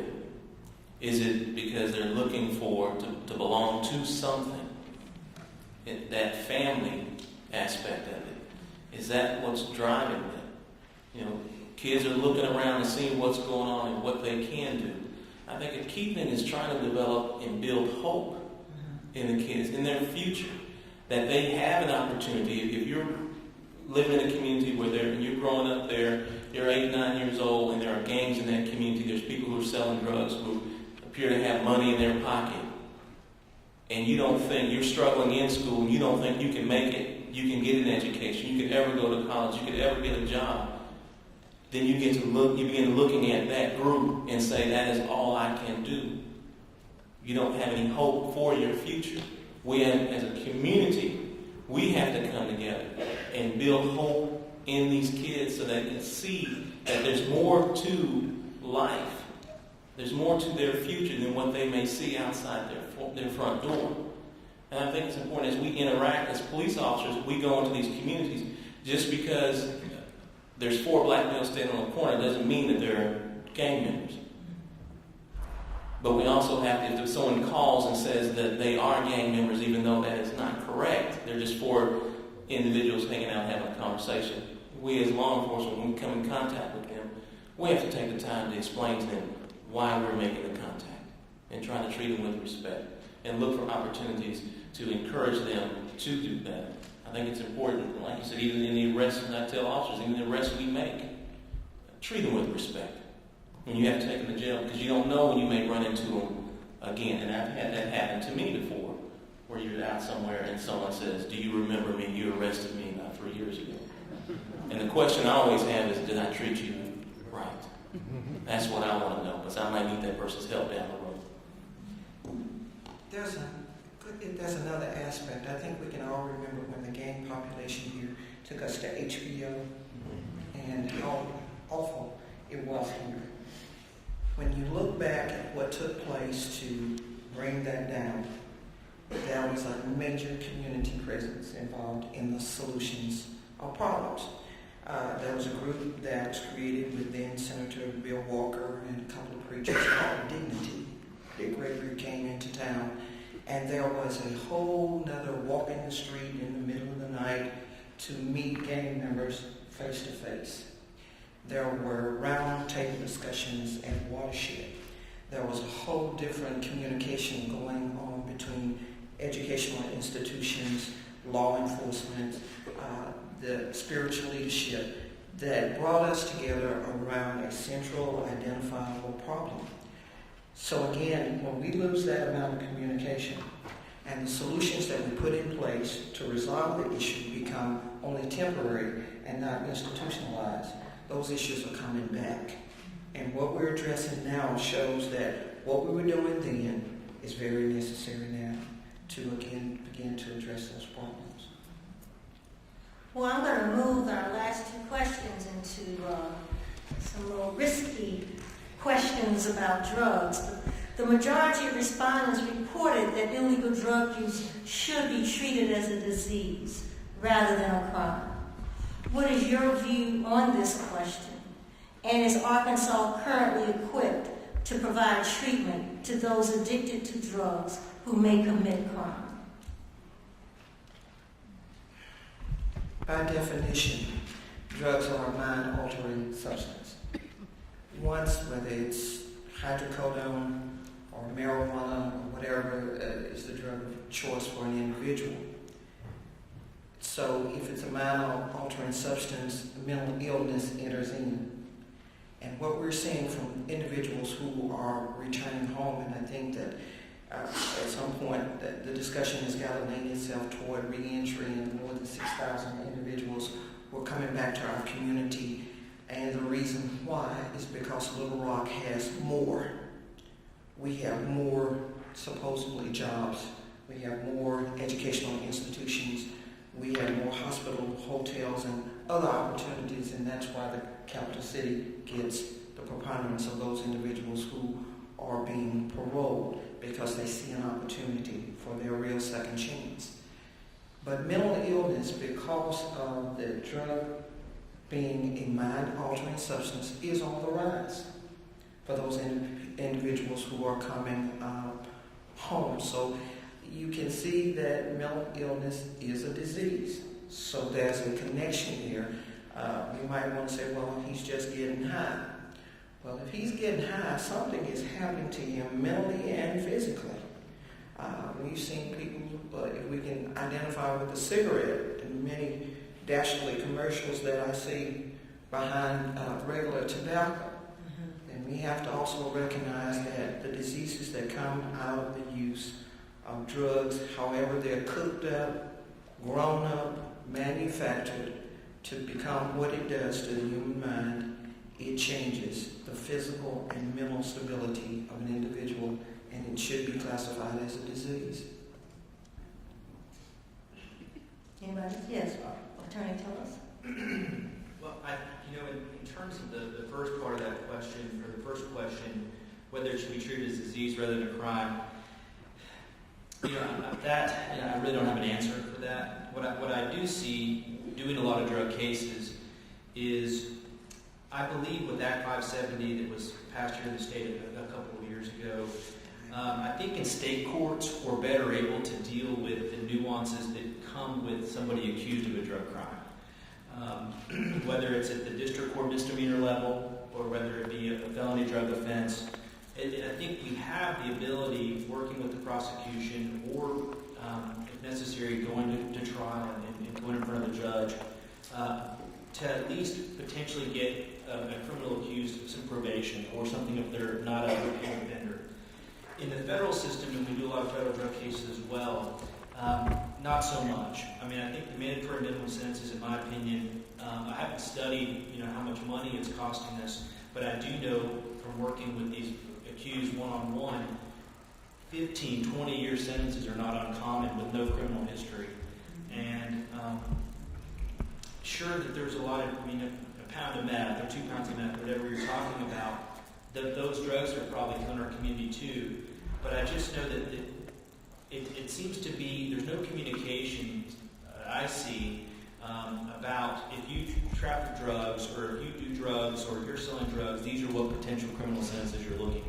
I haven't seen any communication, and it boggles my mind that as a country we're sending so many people away for so many years without even giving them notice of what they're looking at. Because so much of it is, I had a guy this week charged with a federal criminal drug offense, 19-year-old kid, Mexican. He's been here since he was 11 years old. He's here illegally. He was working construction in Texas. He dropped out of high school. He went to U.S. schools from the time he was 11 until the time he was 17. Dropped out because he had a single mom. There was not enough money to eat. And so he started doing construction work and was working his way up and got to be a supervisor. And he said $18 an hour is what he was making for a 19-year-old person. That's a lot of money. And the job, the project was finished.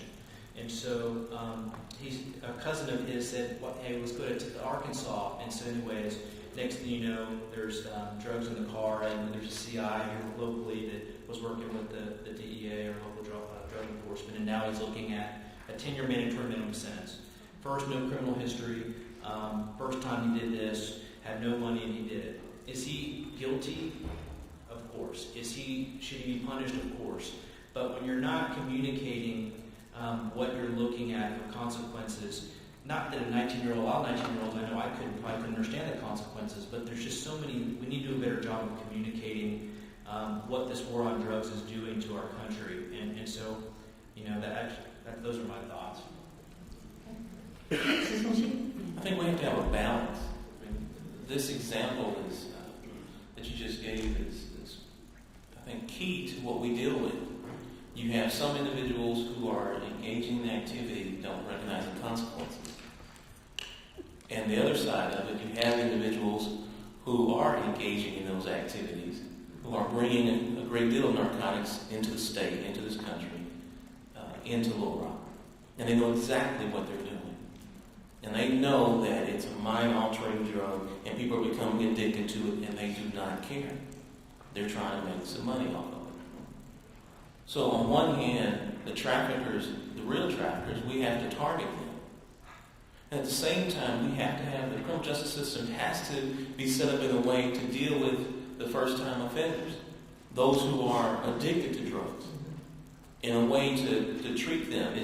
Everyone who uses drugs, is it a disease? I don't think with everyone it is. It's a choice in some, but some people become addicted. And it's not just the drugs we think of meth and cocaine. It's the over-the-counter drugs, prescription drugs.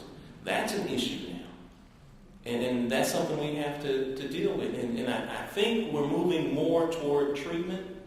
I mean, I think a person who's arrested with drugs, we need to identify. Is this a first-time offense? Is the person just smoking a little weed? Or are they addicted to something? And what treatment programs do we have? We have to have real treatment programs. Don't just say it's a disease and there needs to be help somewhere out there. What type of help are we offering? Are we doing any kind of analysis of those programs to see if it's effective? So it's a big picture that we've got to deal with. It seems that the Arkansas 2 or 3 drug courts are really kind of onto something. Somebody has to be able to separate, it seems to me, where there is a separation, the simple users from the traffickers. Now, as a matter of fact, when you're a user, sometimes you have to traffic in order to support your habit. And so that gets to be a much more difficult area. But clearly it seems where there is nothing else but the evidence that this person is a user, there ought to be some work to move toward treatment. And now I had probably one of my most frustrating cases was to see a young lady who was hooked on crack when I was a prosecutor, and what she was doing was running from her job was to just deliver the seller's crack to a potential buyer. And my drug task force had on camera what she was doing. You could hear her voice. She would say, when she talked to the buyer, she said, "You gonna give me a little hit for fixing it up?" And when she talked to the seller, "You gonna give me a little hit for making it delivery for him?" Because all she was in there was a hit. Well, she was 19 years old, and her mother was a drug addict, and her father was an alcoholic. And it was the most frustrating thing because you're trying to figure out how do you. This is a person who was, while she was charged with delivery, because she in fact carried it from the seller to the buyer. But as a matter of fact, it was pretty clear there. And I tell you, those are the kind of difficult cases we face out here. We've got to figure out how to separate these folk from the folk who are in the business. I agree that those folk who are in the business make a hard decision and they enter to make money, and all this social work we talk about is for naught. There may be some psychologists and psychiatrists there, but most of us not going to be at that level. Anybody else? Well, I think in some of these federal conspiracies that are being brought, people get brought into those nets. I mean, those people that are the crack addict that's basically just a middle person, they are looking at 10-year mandatory minimums. And so, one of the things, I don't even know the names, so I can't reveal anything, but we're looking at records I mentioned to you earlier, and we just started at Ouachita River Unit a couple of weeks ago. We haven't reviewed anywhere near. I thought we were going to list, we're not listening through. But the ones, it's striking to me that the ones we have reviewed, I would say at least 50%, if not more, the people were on drugs or alcohol at the time of the commission of the crime. And I think the point that I hear all of you making is somehow we've got to tease out what's happening. But, I mean, it was clear in just 50% of those records that drugs and alcohol use played a significant role in the crime. But teasing it out, and I'm becoming much more even-handed as I get more gray hair, not as much of a radical, that, you really do have, that these are more complicated than we might want to give attention to, but it is a very significant problem as we look at those who are incarcerated. The last question, which then we'll open it up to the audience, is related again to drugs. And it's a majority of respondents supported legalization of marijuana for medical reasons. And a large number of voters, if you all recall, some of you voted, in our November election shared this view. What do you think are the pros and cons of legalizing marijuana for medical treatment?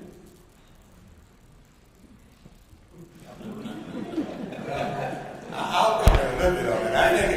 I think it really sort of fits in the same category with hydrocodone and oxycodone. For those who've had any kind of serious surgery or other pain, some arthritic pain, and so forth, you get prescribed hydrocodone and sometimes oxycodone. But the fact of the matter is, you really do have to be careful about how you handle that stuff. It moves on to make you kind of feel a need to use it. Sometimes when you can get away without using it. I think marijuana really has a similar kind of. There's no question. And I'm more like the modern candidates for president. They used to say, they would say, I smoked. As Bill Clinton said, I puffed, but I didn't inhale. Well, I like to inhale.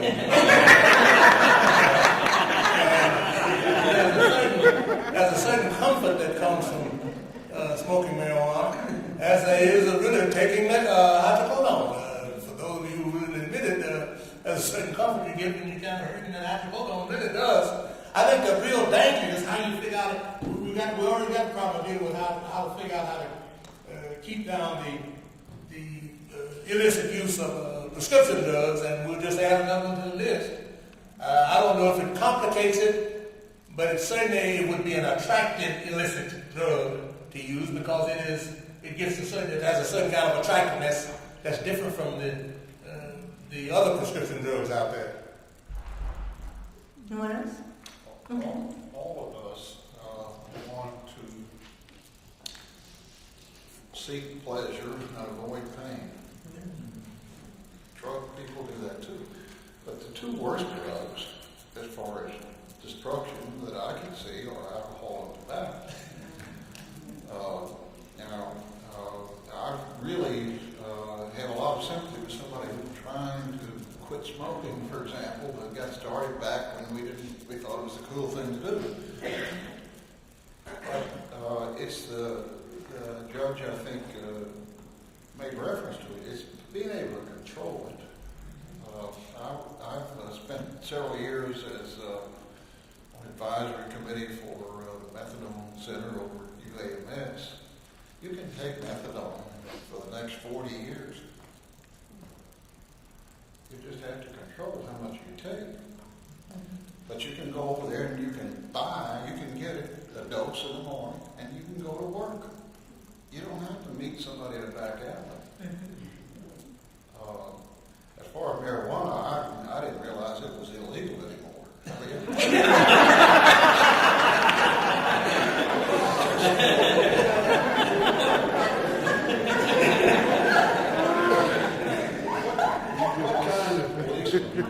All in, the guy for having a joint or catching him smoking a joint, he would be laughed out of the department. Don't speak on that, Assistant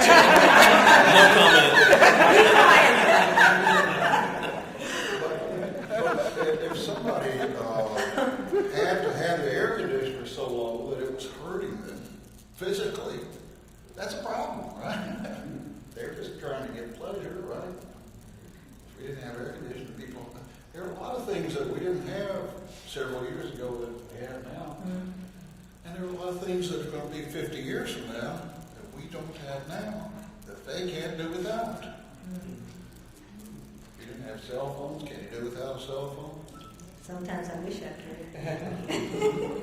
You say you can, well, can we do without television? We say we can, but we don't, right? So, I just think that attitude is more important here than legislation. That we pass a law, and all we do is we force the person to deal with what amounts to criminal law. One of the things that, as we wrap up and go to our opening, our questions, someone made a comment about the addictive nature of alcohol and cigarettes. And I'm an ex-cigarette smoker, an ex-drinker too, but the cigarettes is the one that I think is important. Bill Moyer, a number of years ago, and I won't tell you how many years ago because I won't tell you how many gray hairs this really is, but had a program on TV, and his son was an addict, crack addict, I think a heroin. He was an addict of a whole bunch of things. And Bill Moyer had done quite a bit of research, and they found that cigarettes were actually more addictive than heroin. And because of the part of the brain they attach.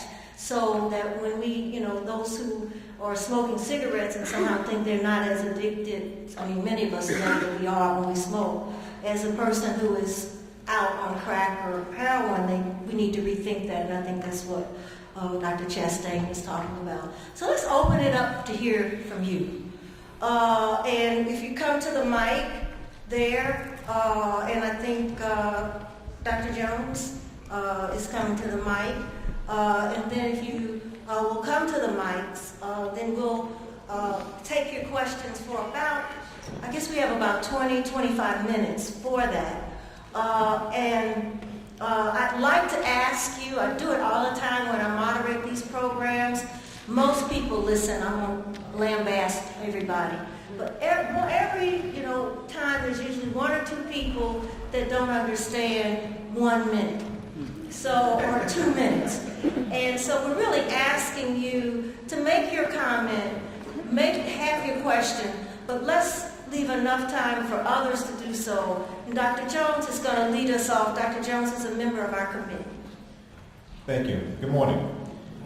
I wanted to talk specifically to the chief and ask him a question regarding police officers. And I think you responded to a question about how you can get the community to trust more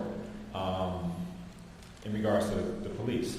And you kind of mentioned earlier about how once you become a police officer, there's this kind of like blue shield idea, right? Where you bleed blue as opposed to being black, white, brown, or whatever.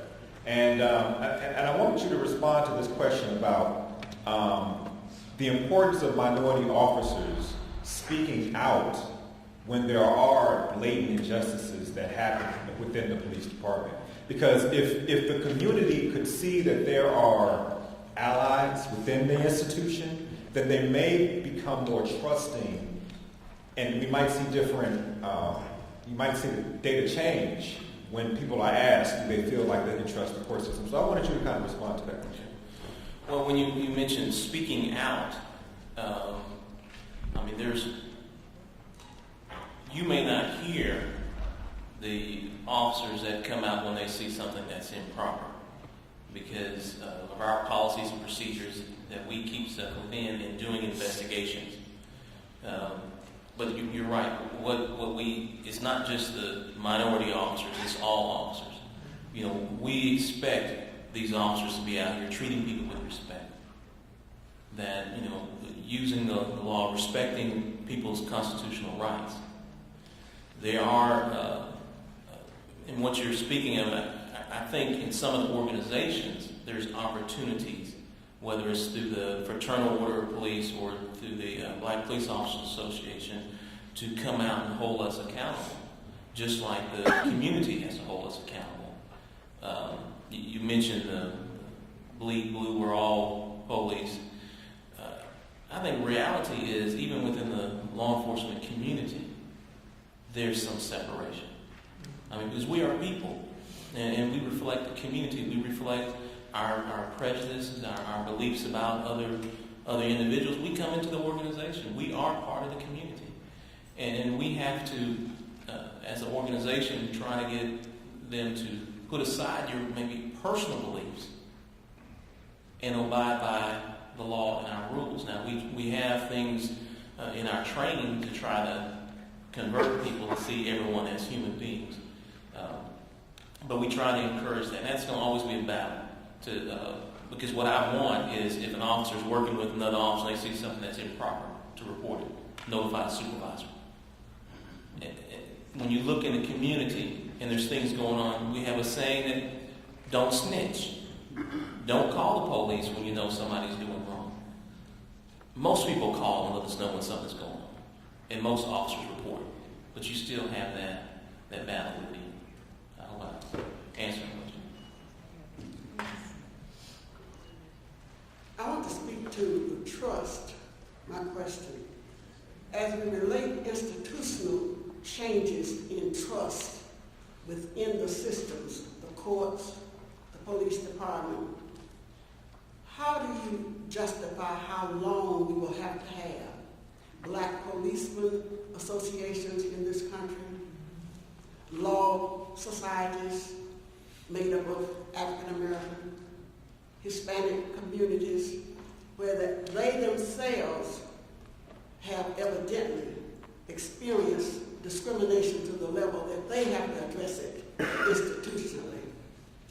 If this is going into a post-discrimination, how long will we have the need for these institutional organizations?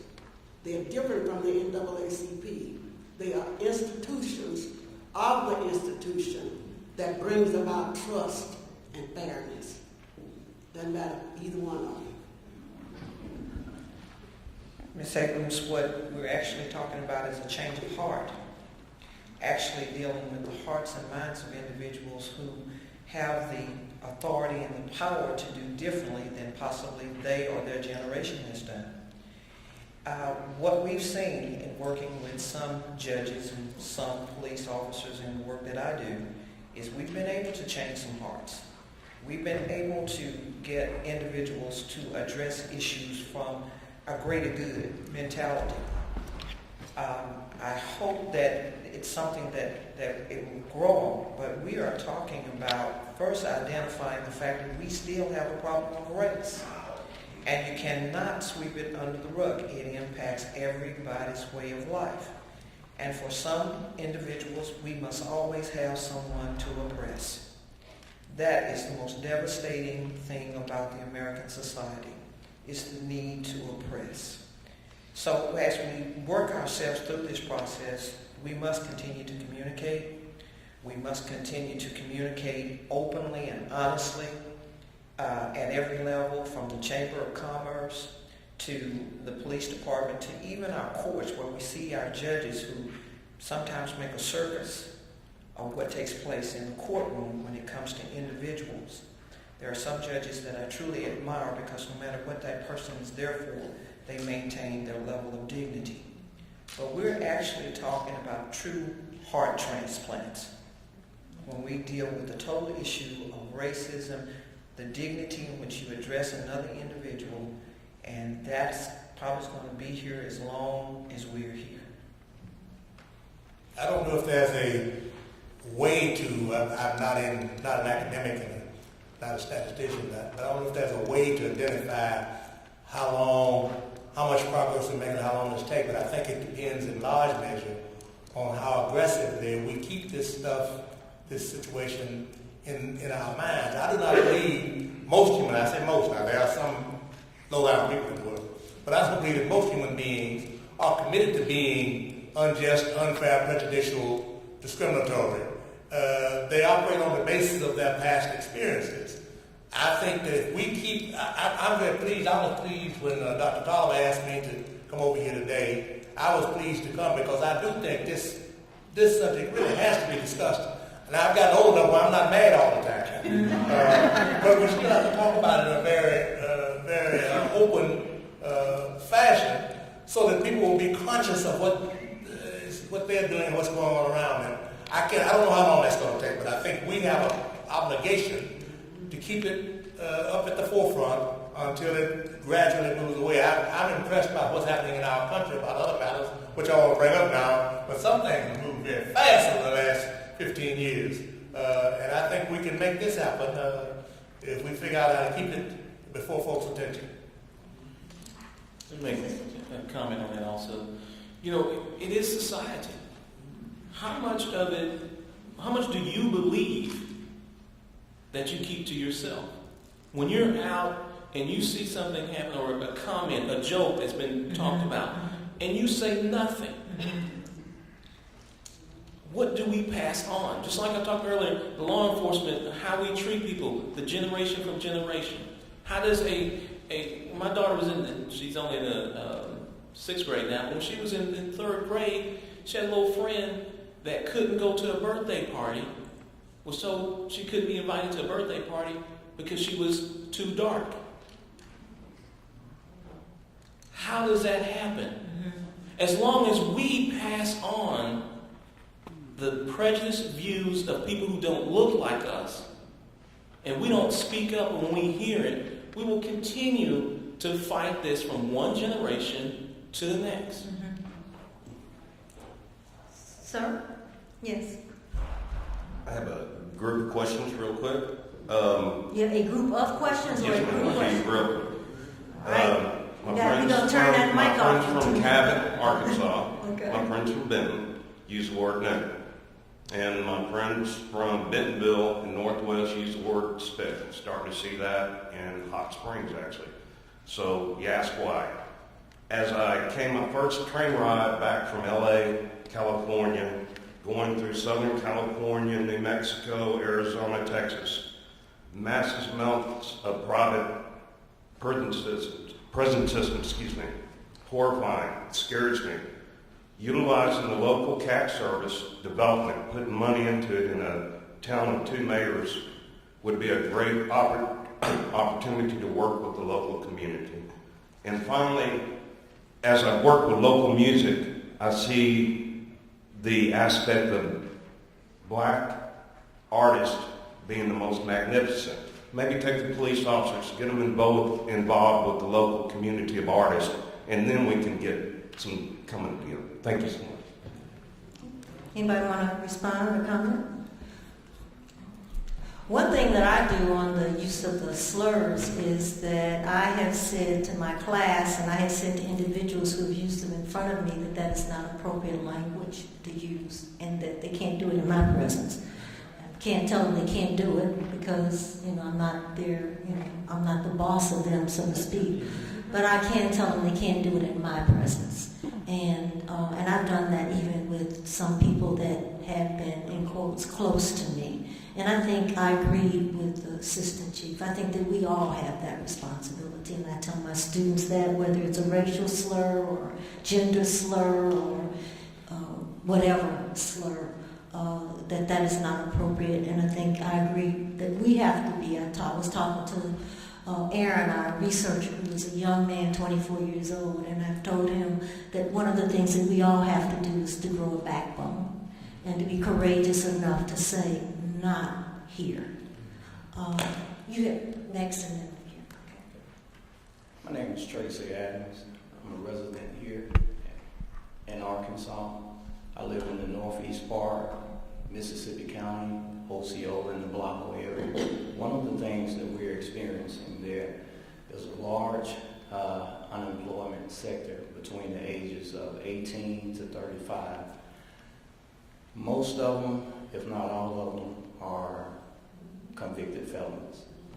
It is so hard to get this young group back into being a productive part of society.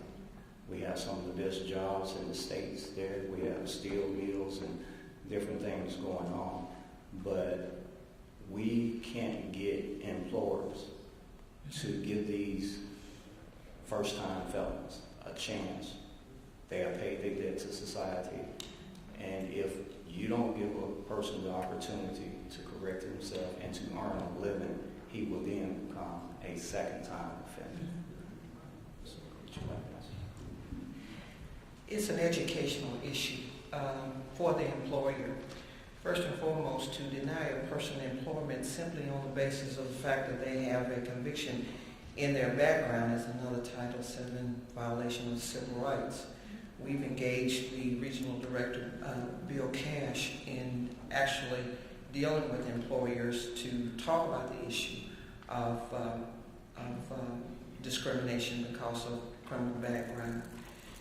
The state has taken a step forward to give tax credits to employers if, in fact, they do hire someone with a criminal background. But again, we're talking about changing hearts and educating folk to actually address this thing. There has to be a champion. There has to be someone willing to step up and do something differently. And in Little Rock, we've been blessed to have Bruce Moore. I don't know if he's in the room, but Bruce, as a city manager, has stepped up to, if it's a city position, he has banned the box. And in fact, the question of whether or not you are a felon does not even appear on city application. So it has to come from someone who is in position, who has that backbone that we're talking about growing, to actually begin to move the agenda where we are addressing it. We don't understand that to give an ex-felon an opportunity to take care of his family is a form of family and community preservation. We are missing the ball game on that piece. I heard Act 570 mentioned earlier, and I'm not as happy with it as a lot of people are because it is a public safety issue. And we hide behind public safety as a form of discrimination. I heard it referred to when it was being discussed as a choke collar for those who have created or been convicted of crimes. But the community must educate its youth because every day there's legislation being passed to once you have been sent to prison, you are really sentenced to a lifetime of being held to that standard. We have not. We are great at punishment and correction, but we are horrible at rehabilitation and restoration. And it's a major piece for us.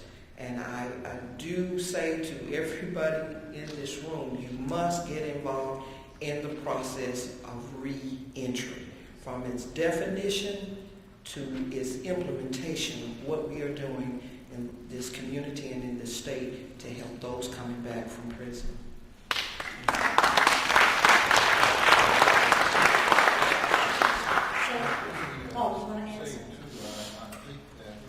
Those people who don't want to hire an ex-con are probably the same people who 10 or 15 years ago were saying, well, we'd hire a black if he was the most qualified.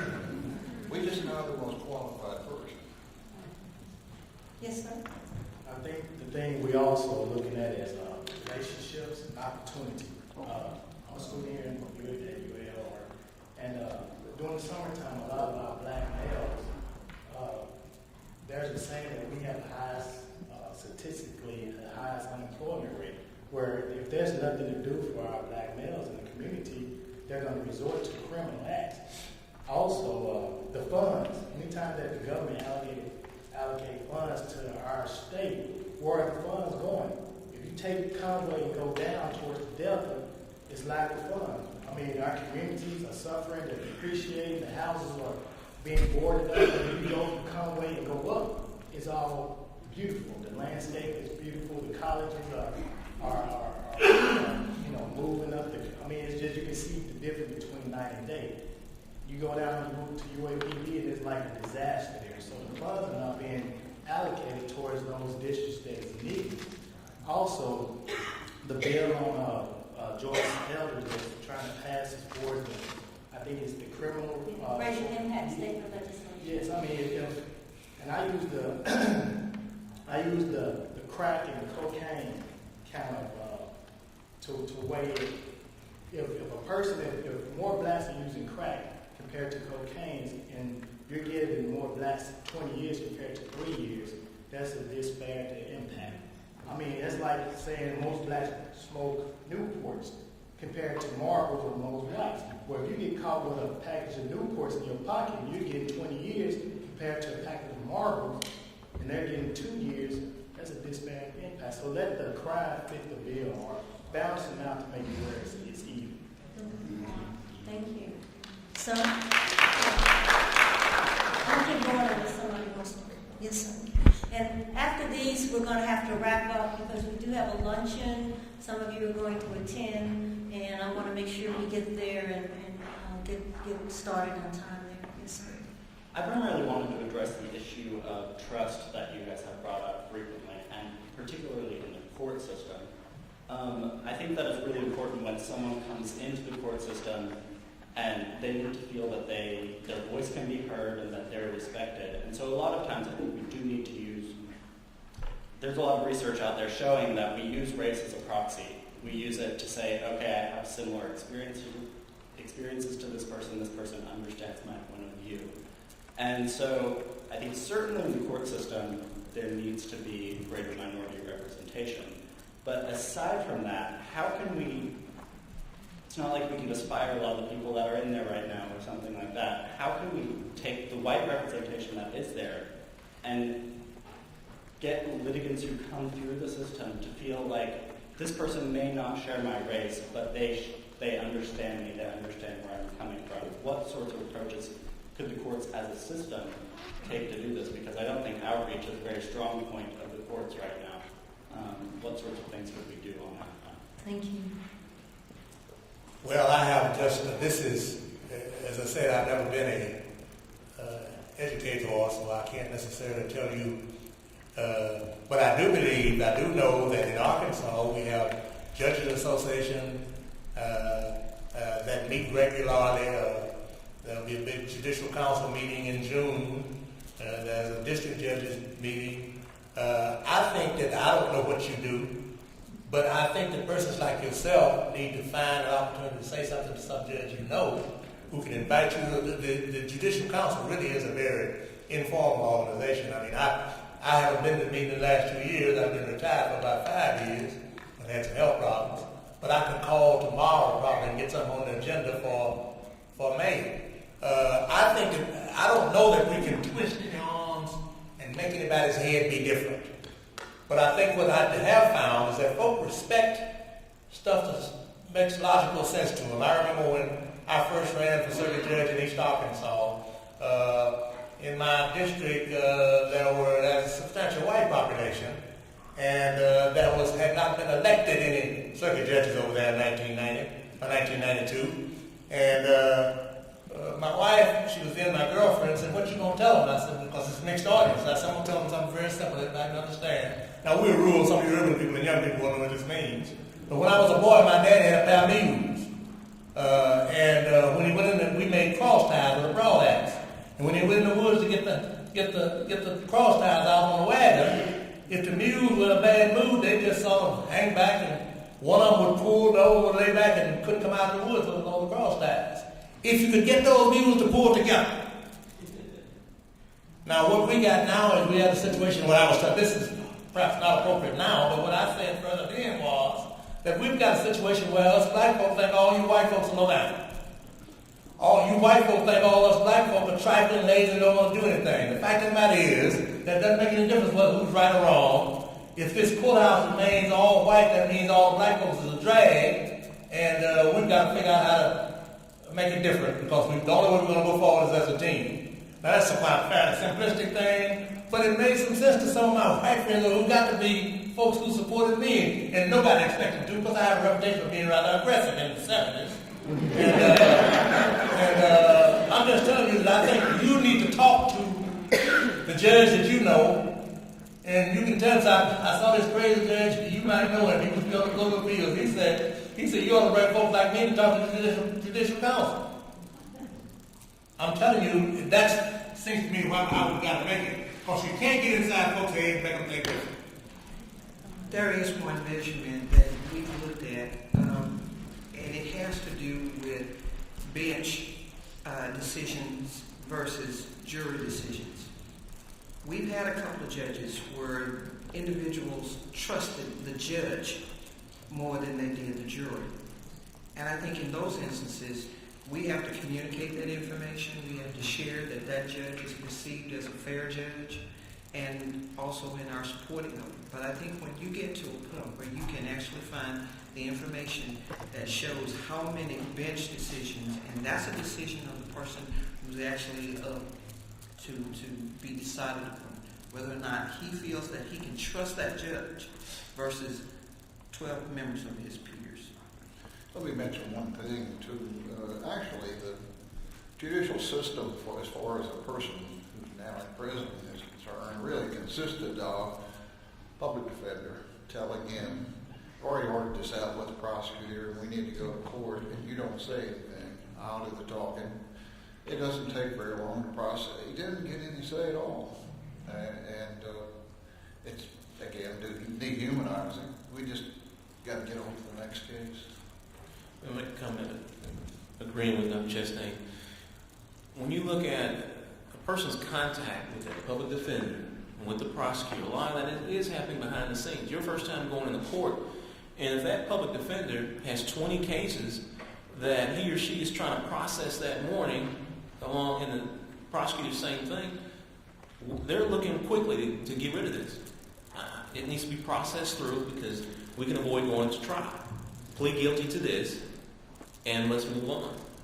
And even in some of the felony cases where they're pleading guilty to some minor incident, and they don't realize they have a record that's going to affect them because they're saying, I don't want to go to prison. Well, if I plead guilty to this, I get this felony record. Well, not saying they're saying I'm not going to jail. I'll be put on probation for 2 years, and the fact of the matter is, they've got this felony record, and they can't get a job. So the prosecutor, the public defender does handle 75% of all cases, criminal cases here in this county, and only about 10% ever go to trial of any kind. I think it's important that in the last 4 years we've been doing this, is we highlight these issues that affect the Latino community. First, probably a year and a half, a lot of these issues were novel and new, and so the prosecutors and judges were like, who are these guys? But as we've been in the system longer, as we're highlighting these issues, it's really cool to see some of these judges respond favorably and say that is an important issue. Immigration consequence issues on criminal cases. When that Supreme Court decision, Padilla, came out in 2010, the first 6 months to a year, even though the Supreme Court had said, you guys need to consider immigration consequences for a criminal plea, let's say, no respect. But as you continue to highlight issues, and as people get to know us and the people we represent, it's neat to see that what you said, when people hear something that makes sense, that makes common sense, people respond favorably. So you just to keep highlighting the issues is so important.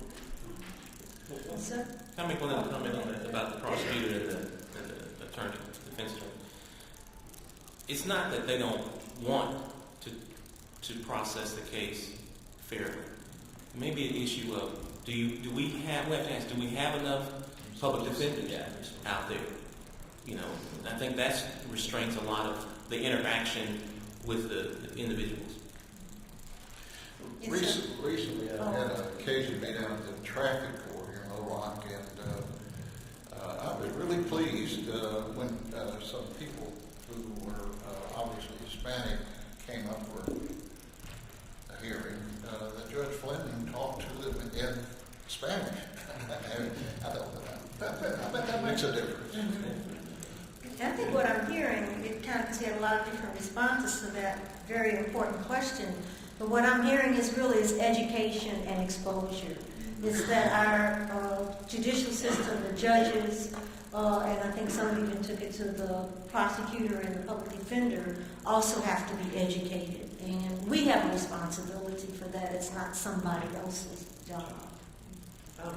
One of the most frustrating things for me to deal with around this issue is the role that money plays in keeping people out of incarceration. I think that, it just is a fact. I've been to traffic court before, and you look around the room, it's filled with people who are in poverty. Where are the rich people? They've got their lawyers there representing them. And so it seems like I don't understand really how we can deal with the issue of all of this if we don't take the influence of money out of the ability to keep somebody free. But I don't really have a solution to that issue, too. I wondered if the wise men and women on the panel had any insight. We are dealing with the issue of how much it costs even when you're innocent. Yeah. And that's major for a lot of the folk that we see. A lot of people go to jail simply because they don't have money to stay out. How quickly a suspended driver's license will turn into an active warrant because you still got to go to work, and how the situation continues to compound itself, having paid off a check that somehow gets lost in the system, and you have to pay it off again and again and again. It becomes a major nightmare, and it's one of those good reasons or teaching tools that we should be sharing with our young people so they never ever get in the system. Because once they do, it is a major nightmare to get them out. Anybody else on the issue of money? I think you're exactly right. I mean, when somebody has their 6 suspended driver's license ticket, they come in to see me. In my experience, unless there's a probable cause issue on the stop or something of that nature, in literal traffic court, that person's likely going to jail. And so how do you avoid it? Well, you tell that client, listen, how much money can we offer the prosecution to avoid jail time? Right. And it's not fair, but that's really the system that we have. That makes sense. Well, let's be clear though. You're not saying offer the prosecution is under the table. No, yeah. We don't want that on the records, you know. As defined, as a negotiated plea agreement. Right. And so it truly is. So much of it is based on money. And I think the decision you see, I won't name any specific courts, but in district courts all around the state, it's a cash cow. And I've been fortunate enough to have a relationship with those judges, and they're constantly disappointed that so much of the money that's being generated there is going to circuit courts or in the court system in general. So it is treated like a business, and so there's that huge part of the system that is, you're right, a big part, and it is. Right. It stinks. I mean, race is a socially constructed notion, just like you said, but so is money.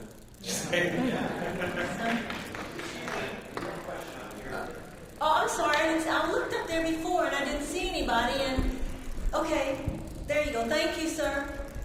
Thank you. My name is Essie Ward, and I would like to speak before I become a criminal on the other side of justice. Right now, I feel like a victim. And I wonder if, when the studies are being done through UALR, maybe there's a study on exposure within the courts, especially landlord-tenant issues. I found myself in a situation where, after winning a case where the landlord was to move me at their expense, instead, they went to court and they went to the sheriff and told the sheriff that I wasn't moved, though they didn't tell the sheriff they were supposed to move me at their expense. They went to my apartment and they confiscated everything that I own and trashed it, swore a warrant for my arrest if I went on the property. Went back to court and told the judge that they kept my property, wouldn't tell me nor my attorney where it was, because if they won, they could keep all of my belongings and sell them. And in that court, that judge awarded them attorney fees of over $5,000 while they stood there and tried to get rent from me from the point of them coming to my apartment and saying, Ms. Ward, we checked on the bad issue here at the Kramer School in your apartment. Only 2 people have died recently. It's really not that bad. We're terminating your lease. Get out. I was put out on the street wearing the clothes on my back Saturday afternoon, 3 o'clock in the evening, knowing that on that Monday morning we had a meeting with the city. There's injustices going on. The exposure needs to be a situation where we look into this, and maybe there are some studies that should be done on certain property owners and their success rates in certain courts. Thank you. I don't know if anyone wants to speak to the landlord-tenant. I know that's a big issue, and they've been discussing, I've been listening to it on NPR for a number of weeks, the whole issue around landlord-tenant laws. And we will definitely put that down for the next director of the Institute on Race and Ethnicity as an issue that we need to look into. And I think it goes to the gentleman's statement also about the issues around money. So thank you for that. Does anyone want to speak to that? Okay. There is in Arkansas an interest in landlord-tenant law. That Arkansas has one of the unusual, not what I mean by unusual, it does exist in one or two other states, but it has a law that says that if you are, if the landlord, if you fail to pay your rent on time, the landlord can get a warrant after a certain period of time on the basis of failure to vacate. And failure to vacate becomes a criminal prosecution, so the landlord doesn't have to hire a lawyer. The landlord gets the prosecutor to put you out based on failure to vacate. And that's something that's considered to be rather extreme. That doesn't resolve the problem Ms. Ward raises, but it speaks to a part of it, because part of the reason why they could have a warrant for arrest is because I would guess that they used the failure to vacate law to justify a criminal warrant. This was not to do with a failure to vacate law, nor was it due to a back rent discrepancy or anything on that order. Thank you. Sir, and then we'll come back up to is it one more up there? One more? Okay, just one more up there. And then let's do this gentleman, then we'll come back to you. And then the lady there will be our last comment. Yes, sir. Yeah, I was curious, and I have to say I was disappointed, Mr. Tellez, in your remarks. I thought prosecutors had gotten portable for a moment. It's been a long time. I'm curious, is the problem a disproportionate number of black men in prison, or is the problem too many people in prison, period? Both.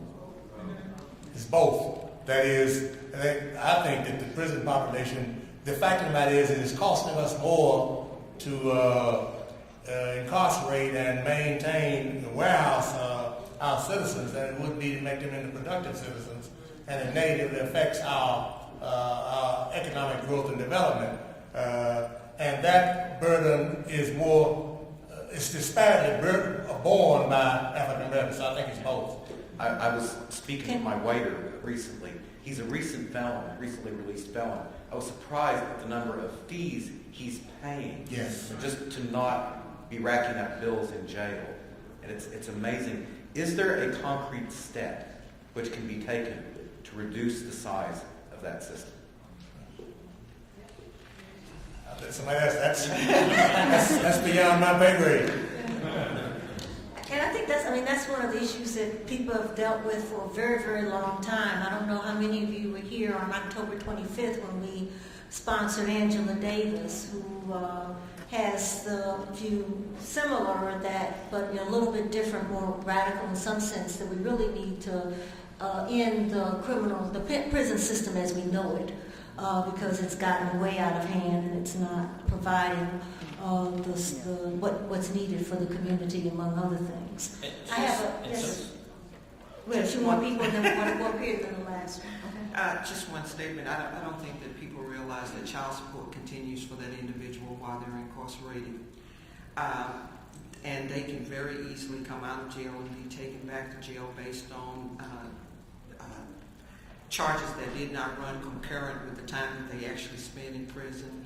That in fact, when they get out of prison, that release unit has to call the distant unit if there's something outstanding on that, and make them aware that they're being released, which means they could get out of prison and get into a police car and go to jail back in another community.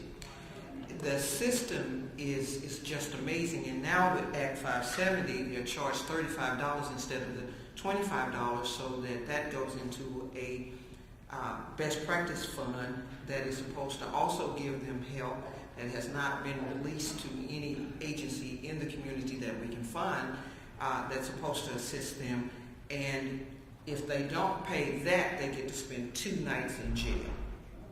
So again, once you're in the system, getting out of it becomes a horrible, horrible madness. And failure to pay child support is a felony. They do go to prison for failure to pay child support, even though it's recordable that they can't find a job. And there's also in district courts, or I guess circuit courts, if you're put on time pay for a traffic offense, and let's say that you can't pay your fine, so you pay $50 a month. It used to be $5 a month, but now it's $10 a month that's tacked on to your fines. And so there was a recent article in the NACDL, the National Association of Criminal Defense Lawyers, and the Champion, a magazine that they have, that talks about the nickel and diming of the system, and some really horrific stories, which really it says exactly what you're saying, which is that once you're in, it's so difficult to get out because you're nickeled and dimed, and then you get put in jail, and I mean, for again. Sounds like the fees at UALR.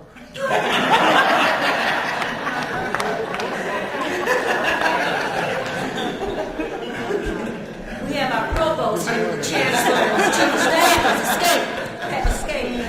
Yes, ma'am, up there, and then the last questioner is here. Good morning. My name is Anita Adams. I'm from Crittenden County, Arkansas, where we are number 2 in the state of Arkansas out of 75 counties for the disproportionate minority contact, and also number 2 in the state for the total overall criminal caseload on the dockets, and we're not even a metropolitan area. My question is, because I keep hearing how we need to educate our youth and educate our youth and educate our youth, and I know that's key, but how does all of this that's taking place here in Pulaski County, at some point I'm sure it helps at the state level, what are we doing to affect the school-to-prison pipeline that's being created? Because I think we're number 2 next to Pulaski County for the disproportionate minority contact. Anybody? There is a school to, go ahead. One of the least used resources that we're trying to get more involved is our churches. That has to be an element that we get involved not only for our youth, but even those individuals who are coming back from prison, because of the major resources of counseling, mentoring, and just educating individuals of their rights. One of the major pieces that's happening in our community is the whole issue of the sex crime and what constitutes a sex crime and how that truly does ruin your life. If we don't educate our young men about the sex crime and what constitutes it, we're going to have young men who are going to jail at a very, very rapid rate because there's basically little investigation. All you have to do is say sex crime, and it goes out of the roof. And again, that is a life sentence because of where you can and cannot live, where you can and cannot work, if you can find work and all the other ramifications that go with that. But we have got to engage. Like I said, the whole issue of what's taking place in our community is something that there's room for everybody who wants to get involved. For nonprofits, do not allow the fact that you may not see money on the table to keep you from getting involved in the whole issue of educating people about their rights and the whole issue of reentry. Because reentry at this point is the ticket piece that we can turn some of this stuff around. Did anyone else? I just want to talk about the education part of it, just the pipeline. When we know that if a kid doesn't get an education and in high school can't read and write, that is the pipeline into the criminal justice system. And I think we have to look at our education system. I mean, we talk about standardized tests and ensuring we're grading these kids on did they pass this particular overall test. Are we to the point of teaching our children to pass a test, but we're not teaching our children? You know, sometimes I look and I have like I said, daughter in the school system. Is it that we think all our kids are AP students? Is that what we're pushing for in the education system? That every kid needs to be an AP student? Or are we trying to go down and making sure that they can add and subtract, read and write, do multiplication, do division? Are we focusing on that? Because what I see, this is me personally speaking, that we're introducing algebra and other things too early with our young kids before they even understand about multiplication and division. And that child who loses it in elementary school goes to middle school and is behind. The kid is not dumb. It's just never had the opportunity to spend more than 3 weeks or 2 months on multiplication. And when they go to middle school and they're frustrated and they're smart, but they don't want to be perceived as dumb. Why do I go to school? Why am I going to go to be treated this way like something's wrong with me? We've got to go back and look at our education to move these kids up. One of the things, too, and some of you may have heard of these studies done on discipline and the racial disparities in discipline. The first one that was publicized was about Texas, and that children of color were disproportionately treated in a punitive way, sent into the juvenile system versus the white children were integrated back into the education system. Well, Arkansas Advocates for Family and Children just released a study on Arkansas, and hold your hat, we have a similar problem. So I think that's part of the pipeline as well. I'm not disagreeing with what Assistant Chief said about just the education in and of itself, but I think it's also looking at this, the school to prison pipeline is perhaps one of the first places that we start this. I call it stereotypic, but there may be some other where I look at a youth of color and I think, well, I'm not calling their mother and having their mother come and pick them up. I'm going to call the juvenile authorities. And you know what's even just as striking is when the parents don't speak English. We had some kids this week, juveniles that were sent to a C-STEP program, and these parents call us freaking out. They don't even know why their kid is going to these programs. And so the fact that the judge or the prosecutor or even their public defender couldn't speak their language, there's this lack of information for the parental figure in these children's lives, and it's sad. Our last questioner or comment? Yes. And thank you for waiting so patiently. As a graduate of a law enforcement academy in Missouri and a strong advocate for the drug court systems, I would like to know your immediate thoughts on the drug courts in Pulaski County and getting more involved. In your opinion, why has it not been more of an implemented aggressively when it's proven to be more effective than jail time or prison sentences? Well, as I said earlier, I think it's an excellent approach, but I think that the struggle is funding. Nobody wants to. We're really concerned about any cost, and there is a cost associated with drug courts that is immediate. We've satisfied ourselves with the cost of prisons going up, and so we just know that we say, when we talk about the budgeting in Arkansas, we say that we know we've got to fund education, the Supreme Court has said so, and we know we've got to fund our prisons, but we've got to take care of these boys that we've locked up. We're not willing to look at what that impact of spending something now in the drug court would have on the prison population later. It's just simply a matter of will to prioritize spending, in my opinion. Thank you. Immediately affect. What did you say? I'm sorry. It should be obvious that it would immediately affect the prison population because you're diverting a certain number of people. I think it would be a pretty concise number, in fact. Anyone else? I want to thank you for hanging in there and being a part of this discussion, and I want to thank our panelists for their excellent participation, and we just ask you to put this on your calendar for next year. I'm sure our Institute on Government and the Institute are going to come up with a fabulous topic for next year that will engage us and hopefully move us forward as we address these continuing issues around race and ethnicity. Thank you.